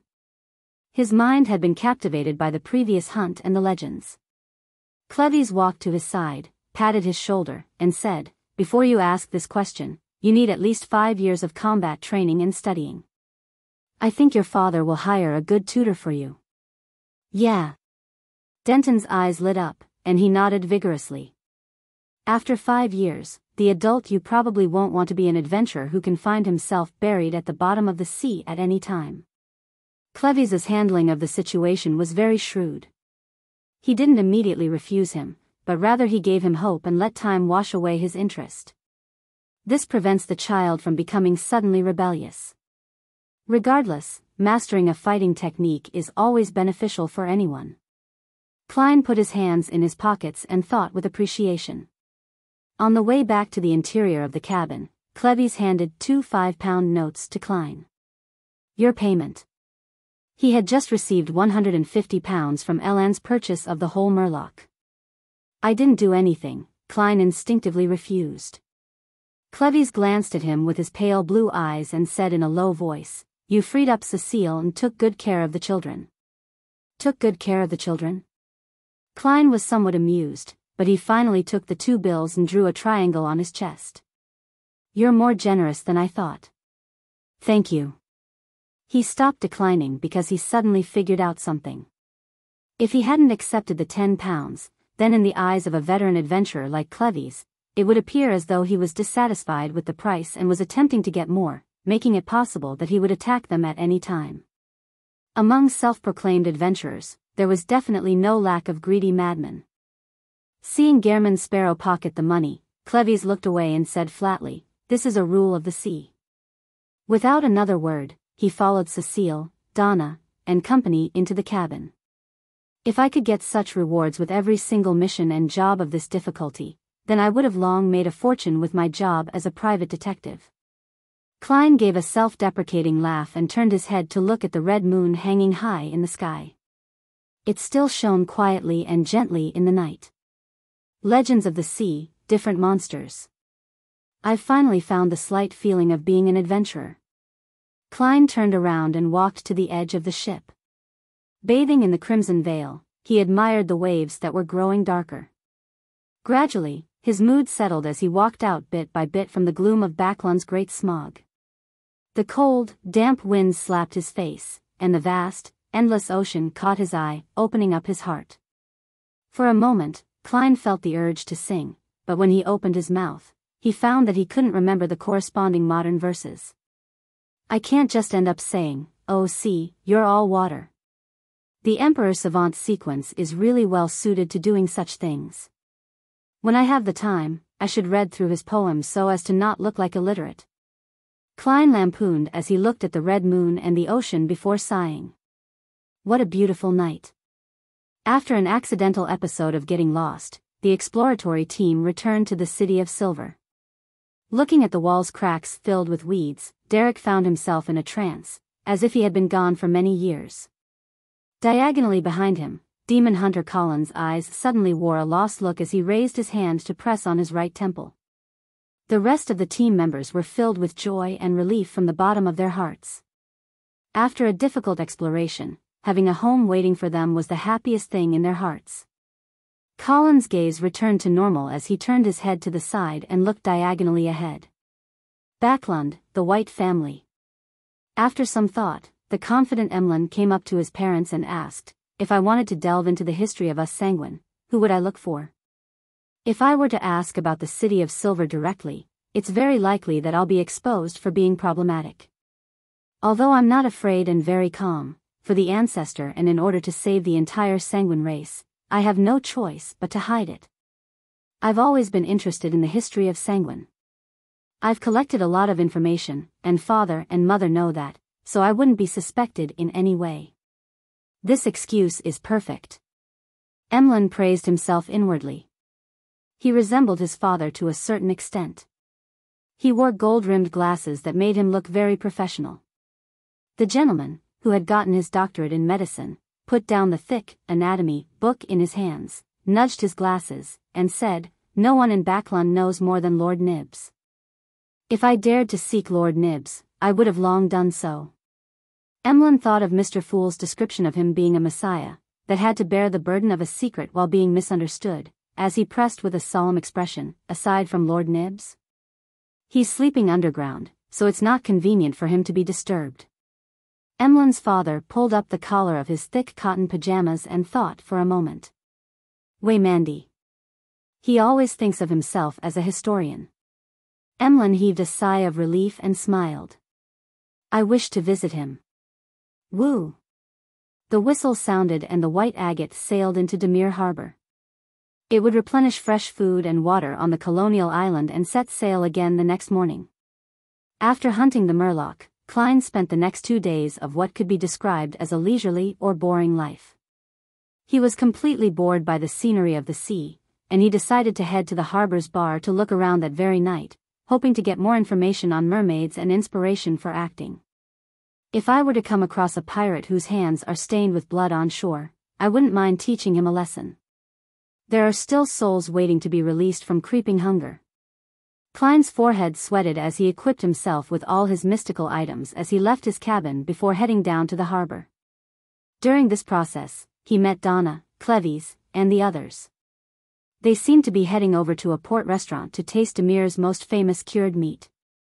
Donna and Denton greeted the adventurer, whom they had just gotten to know, without their parents noticing, and seemed curious as to where he was going. Klein smiled back, pulled up his collar, and, following the directions of the sign, found the nearest bar. "Flying fish and amp, wine." Klein looked at the signboard and saw that the outside of the bar was plastered with bounty notices. Among them were the £800,000 belonging to the King of the Five Seas, and more than £100 for the common pirate captain. This formed a unique landscape that ranged from the highest to the lowest. "It's all money." Klein stood on the spot and looked at it for a long time.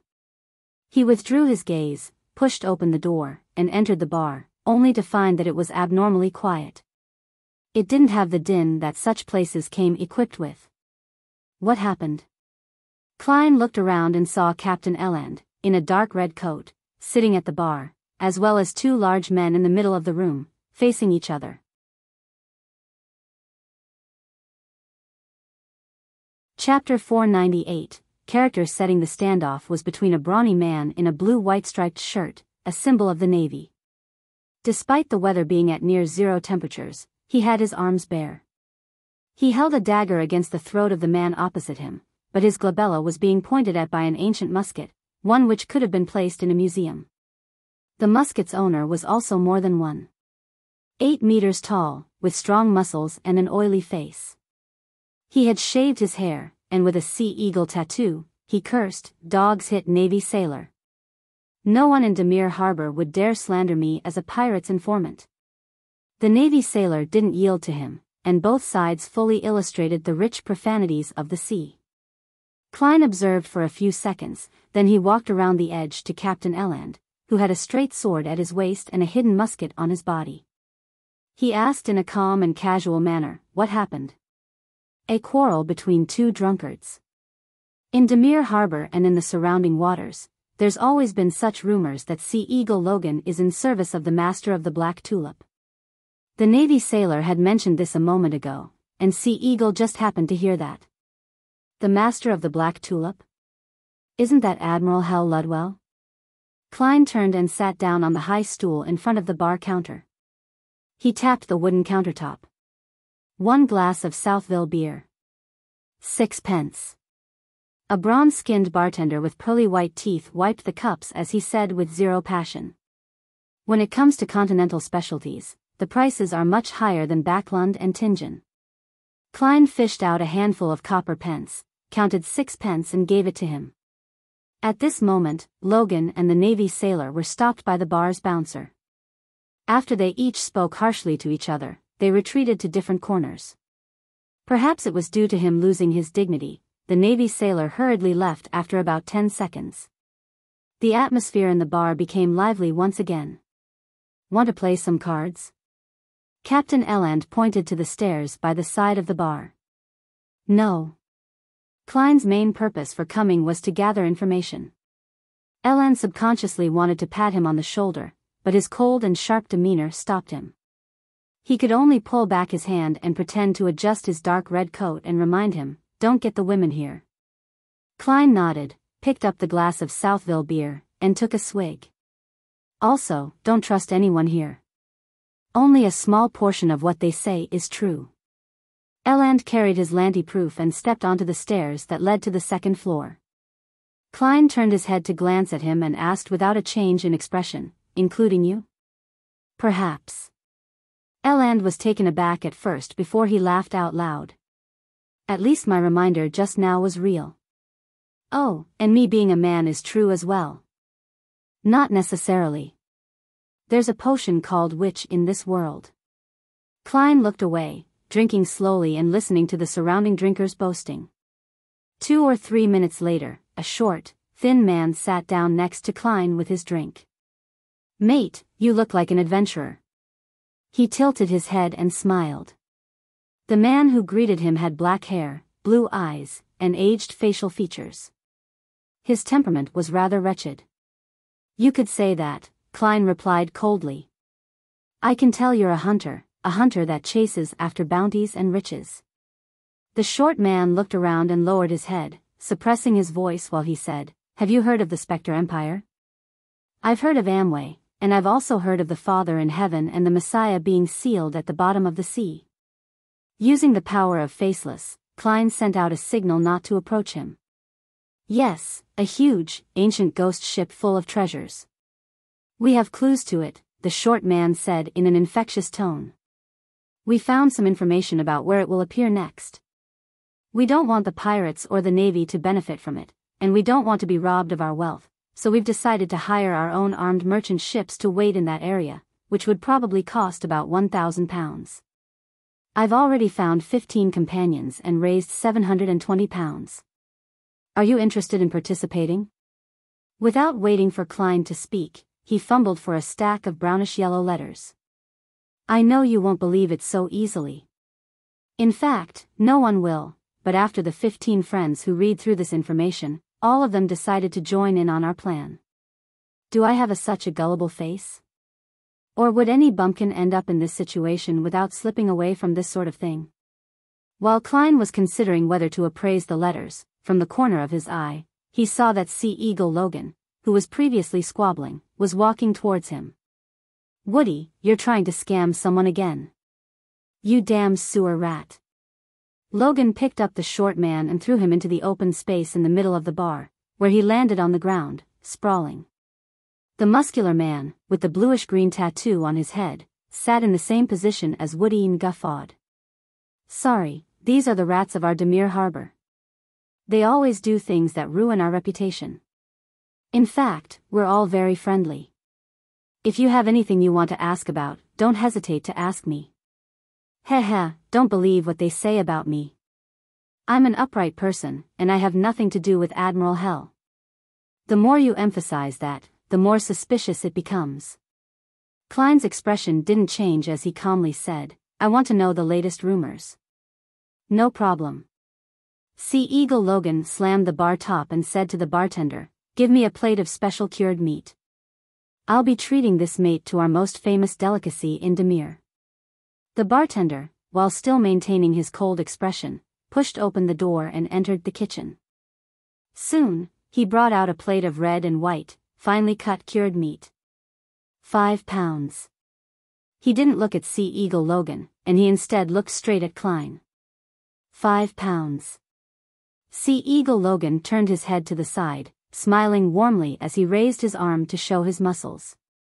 Everyone just heard it. In order to thank me, you offered to treat me to some special cured meat. For a moment, Klein didn't realize what had happened. It was only when the bartender urged him a second time that he realized he was being blackmailed. Furthermore, their scam was rather well planned. First they used an easily seen-through farce to let Sea Eagle Logan appear, thereby winning a good impression with the target, then, with the excuse of treating the target, order an especially expensive special cured meat, and then finally, he goes back on his word and turns matters upside down, forcing a sale. It's no wonder that when Rat Woody was thrown out, those drunkards didn't make a sound. They were all afraid of this Logan who's rumored to be in the service of Admiral Hell. How should I deal with this? My present persona is Gehrman Sparrow, a somewhat crazy adventurer and bounty hunter. Klein raised his cup and drank a mouthful of the rich malt-flavored beer and said with his usual tone, why don't you just rob me? Why don't I just rob you? Logan was a little stunned by the question. Soon after, he saw a fist expanding before his face. Thump. Klein's left fist landed on Sea Eagle Logan's chin, knocking him backwards toward the bar counter. With a push of his right palm, Klein nimbly left his chair and approached Logan's falling body. His legs tensed and his knees jerked upward, slamming into Logan's lower abdomen. Pfft. Logan threw back his head, his eyes bulging while his mouth hung half open. Klein drew his gun, shoved the revolver into the man's mouth, and pulled the hammer back. I am, Logan shouted indistinctly. Klein looked him in the eye, pulled out his revolver, and swung it, striking the side of Logan's face with the butt of the gun. Logan's teeth fell out one after another, and his mouth was stained with blood. Faced with such a heavy blow and a pain that exceeded his limits, his eyes rolled back, and he fainted. Klein propped him up and pulled a handful of loose bills and coins out of his pocket. Since he estimated that there wasn't more than 5 pounds with just a glance, Klein threw them on the bar and calmly said, keep the change. The bartender's bronze face turned slightly pale as he shouted in panic, my boss is White Shark. Without looking at him, Klein released his hand and allowed Sea Eagle Logan to fall to the ground. Then he sat down again, forked up a piece of cured meat, and stuffed it in his mouth to taste it. He found it rather unique as the flavors of the condiments spread out in wisps, scratching at his belly and throat. After eating 2 pieces, he looked up and asked, does your boss know that you're colluding with Sea Eagle? No, the bartender mumbled an answer. Seeing that Klein had no intention of continuing his attacks and had paid the bills so quickly, the bouncers who had gathered nearby silently retreated. Klein took a sip of his wine, glanced at Sea Eagle Logan on the ground, and calmly said to the bartender, he's Ludwell's informant. How much is his bounty worth? No, he's not. The bartender shook his head and said, this is just something he says about himself, the information he spread himself. That Navy sailor from before was hired by him. That's the only way to make everyone here afraid of him. Upon hearing this answer, the drinkers at the bar all put down their glasses in surprise. Some of the drunkards even staggered over to Logan and spat in his face. Pooey. Pooey. Pooey. Many drinkers followed suit. Klein lowered his head again and said while eating the special cured meat, tell me about the recent rumors. The bartender breathed a sigh of relief as he wiped his glass and gave an intermittent account of the rumors in the past 2 months. Some of them were what Klein had heard before, and there were also things he just learned. The Imperial Navy's ironclad warship, Pritz, had destroyed a passing pirate crew during routine training. Panic over the behemoth's cannons has begun to spread among the small and medium-sized pirate powers. Some of them even wish to take advantage of the ironclad warship fleets in coat form to madly commit crimes before withdrawing from this trade with a sum of money. The sea wouldn't be peaceful for the next 6 months to a year. Admiral of Blood Senor and Rear Admiral Dusk Bulatov Yoan had a conflict in the southern waters of Sonia Island, and each of them lost 2 ships in the massive skirmish. Klein listened without asking questions, and he gradually filled his stomach. Seeing that the plate containing the special cured meat had been emptied and having finished the rest of his beer, he slowly stood up. "Remember today's lesson." Klein handed the plate to the bartender. The bartender was about to reach out when the hair at the back of his head was grabbed. Bang! Klein shoved him down hard, knocking the bartender's head against the bar top, sending splinters flying and blood gushing. The customers all tried to avoid the impact, and the bouncers rushed over quickly. After doing all of this, Klein clapped his hands and picked up his own glass, trying to pour the rest of the beer onto the bartender's head. 1 drop, 2 drops, 3 drops. Klein silently gave up. He turned around and bent down, grabbed Sea Eagle Logan, and threw him to the bouncers who were rushing over. Taking advantage of the moment when the bouncers were dodging and the bar being in chaos, Klein quickly ran, agilely circling around them, and easily left flying fish and wine. He pushed down his hat and quickly proceeded forward, turning towards a neighboring street. After continuously changing directions, he suddenly slowed down his pace, and a gold coin appeared in his hand. The gold coin kept weaving around in his fingers as if it was scouting something. Chapter 499, Solicitation Ding. The gold coin quietly flipped up, tumbled down, and firmly lay in the palm of Klein's hand. Lowering his head to glance if it was heads or tails, Klein spun his heel and smoothly turned into a quiet, dark alley. The wind by the sea was cold and strong, and it caused a convection in the area, propelling his coat up without him realizing it and causing his half-top hat to almost fall off. Suddenly, Klein stopped, turned around, and said in a deep voice, "Come out." His eyes were sharp as he stared at the shadow around the corner. After 4 or 5 seconds of silence, a figure emerged from the shadows. He chuckled and said, very sharp. It was a man in a black cloak, approximately 30 years of age, and his eyebrows were charred yellow while his dark blue eyes were bright. His face wasn't too chiseled, as though he was from the area south of Intis, Lemberg, and Seeger. As soon as he saw him, a picture flashed in Klein's mind. As he entered the Flying Fish and wine, he had professionally looked around for anyone he needed to pay attention to. The answer at the time was no. The man had been drinking like a sailor and watching curiously from the side. He was no different from the other guests, and his appearance wasn't distinctive, but his black cloak had left a certain impression on Klein, allowing him to recognize the person who tailed him in an instant. "What do you want?" Klein, who was maintaining his persona, bent down slightly, like a huge feline ready to pounce. The man in the black cloak laughed once again. "The fighting technique and handling method that you displayed just now was very consistent with my taste. I chased after you to ask if you're interested in joining us, although that guy named Logan was indeed pretending to be an informant of Ludwell. White Shark Hamilton does have connections with many pirates. He's a character with a shady background, so he'll definitely take your act of beating up one of his men at the bar to heart. There will definitely be problems for you in the future, and I can help you resolve this problem. You're an adventurer, so it's necessary for you to have dreams of treasure. As for us, we're people who banded together in a bid to seek treasure such as the Spectre Empire, Solomon's Inheritance, the Secret of the Fountain of Unaging, the Death's Key, the Sunken Laurel, and Roselle's treasure while traveling the 5 seas. Today, although we haven't accomplished any of our main goals, we've found many missing pirate ships." Heh, what I said does sound like what that rat had said, right? He cleared his throat and said, "Frankly speaking, we're a band of pirates formed from a group of adventurers, but we only plunder merchant and passenger ships when we're especially poor, and we don't harm the innocent. Our main focus is on finding treasures, and we often reap harvests. And I kid you not, I once slept on a bed formed of gold coins." If we run into any other pirate ships, just showing them our prowess wins us some compensation. By the way, our captain has decreed that before we recruit new people, we have to explain our creed and remuneration. Creed? Your captain is a little interesting. Klein deliberately softened his tension to see if the enemy would take the opportunity to attack. The black-cloaked man smiled in a relaxed manner. What I said previously was our creed, and now, let me talk about the remuneration.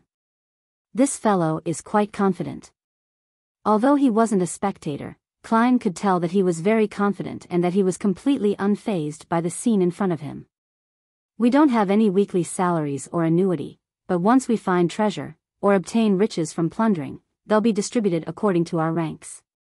Under normal circumstances, when our luck is still pretty good, the lowest-ranking sailor can earn about £200 to £300 a year. I heard that this would make one a member of the middle class on land. Heh, if we find the sunken laurel, all of us will become tycoons, the black-cloaked man casually introduced. According to our ranks, we would get different days off every month, but they can only be accumulated together and done in a staggered fashion. As he spoke, he suddenly cursed softly. Dogs hit, just the year before, we missed a good chance of finding the Spectre Empire because Captain was on holiday. Pirates have annual leave? Klein found it somewhat surprising. He could only feel the pirate crew's comedic intensity from the man's description, reminding him of the humorous Somali pirate recruitment advertisements he had seen in his previous life. Seeing that Klein appeared shocked by his words, the black-cloaked man added with a smile, as an adventurer, are you still chasing after the powers that transcend nature as told in legends? As long as you join us, you'll have a chance to possess them. Having said that, he coughed and said, I forgot to introduce myself. His expression turned solemn, no longer looking as jocular as he was before. Rear Admiral Iceberg Edwina Edwards' subordinate, 4th bosun of the Golden Dream, Blazing Danitz. After reporting his title, real name, and identity, Danitz waited patiently for the look of panic and fear to appear on Klein's face. After a second, he heard the adventurer, who acted somewhat crazily despite looking refined and polite, say in a low voice, Blazing Danitz with a bounty of £3,000?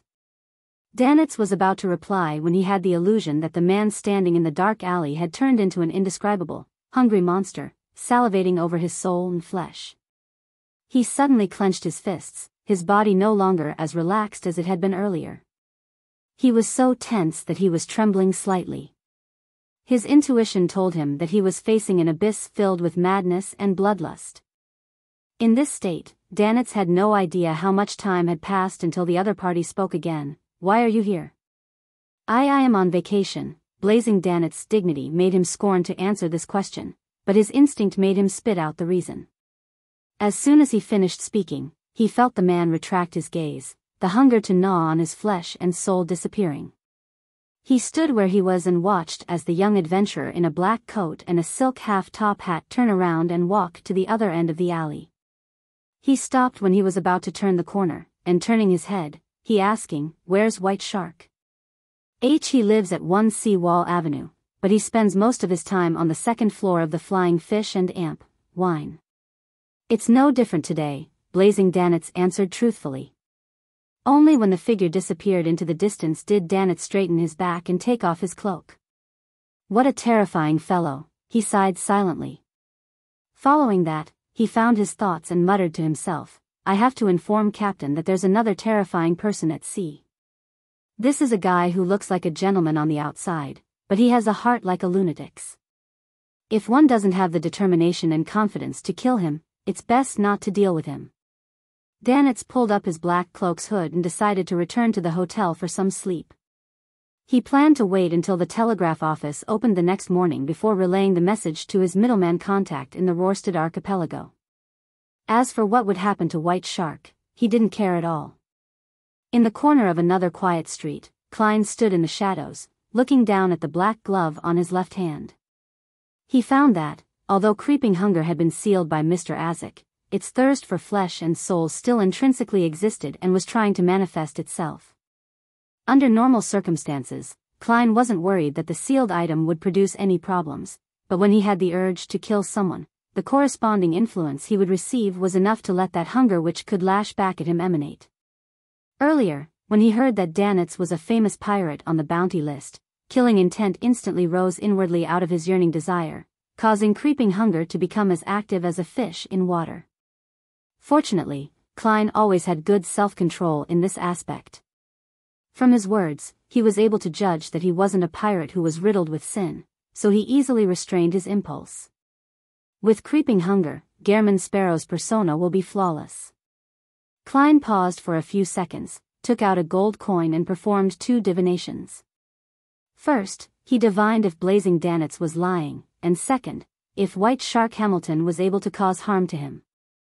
The first revelation showed that there was no need for Blazing Danitz to lie, and the second one showed that White Shark Hamilton was unable to cause harm to him. Klein put away the gold coin, pressed down his hat, and while doing so, he swept his palm down and touched his face. He instantly changed his appearance, blonde hair, blue eyes, and ordinary facial features. Then, Klein unbuttoned his overcoat and pulled up the inner shirt so that it was no longer stuffed into his trousers. After a simple change of his attire, Klein, who didn't carry a cane, began sweating. His lips were dry as he identified the direction and headed back to the Flying Fish and Amp wine bar. On the way, he met Blazing Danitz again. The man only glanced at him once before withdrawing his gaze and headed for the hotel opposite the bar. After inspecting the bounty wall, Klein calmly reached out with his hand, pushed open the door and walked in. At this moment, it had been less than 10 minutes since he escaped. In the bar, most of the customers had dispersed, but there were still a lot of drunkards gathered here to watch the show. Their eyes swept over the new guest, but they all withdrew it soon after, and Klein made his way unimpeded to the bar counter. He saw the bartender standing with frightened eyes beside a fat man, his forehead heavily bandaged with white bandages, his nostrils stuffed with tissue paper, and his face was bruised. The fatty was tall and big. His skin was fair and he looked like a big white shark that had swam itself ashore. He touched his shiny bald head and said to Eland, who was wearing a dark red jacket and a straight sword, "Someone told me that you know that guy? There are only 3 passenger ships that docked today, so there won't be many unfamiliar outsiders. Don't try to lie." Eland patted the hilt of his sword and smiled casually. "Yes, he is my passenger. But the problem today clearly stemmed from your people. So I just want him to come back here, apologize to me, and compensate me for the damage done to the bar," the tall, big-sized white fatty said with a frown. Eland laughed and said, "White Shark, I have a proverb from my hometown, don't hate wild dogs that pass by just because of the rats in the storehouse." "Just Eland, is this your answer?" White Shark Hamilton narrowed his eyes. Eland gripped the wooden handle of the musket, took a step forward, and said with a deep voice, "Yes, this is my answer. Captain Shure has his way of doing things." Klein was slightly surprised at Eland's response. After staring at each other for a few seconds, White Shark Hamilton took in a deep breath. "You've helped me before, so I don't need an apology. However, he must compensate half of my losses, and you will be the one to pass them on." "Good suggestion." Eland smiled. White Shark Hamilton's face darkened as he looked around. He suddenly threw out his hand, slapping the bartender in the face. The bartender flew out, all his teeth dropping to the floor. Klein quietly watched from 5 meters away, as if none of this had anything to do with him. You're tuning into the Biyao's Wuxia Chronicles YouTube channel. Don't forget to subscribe and join us on this journey to catch the most captivating stories.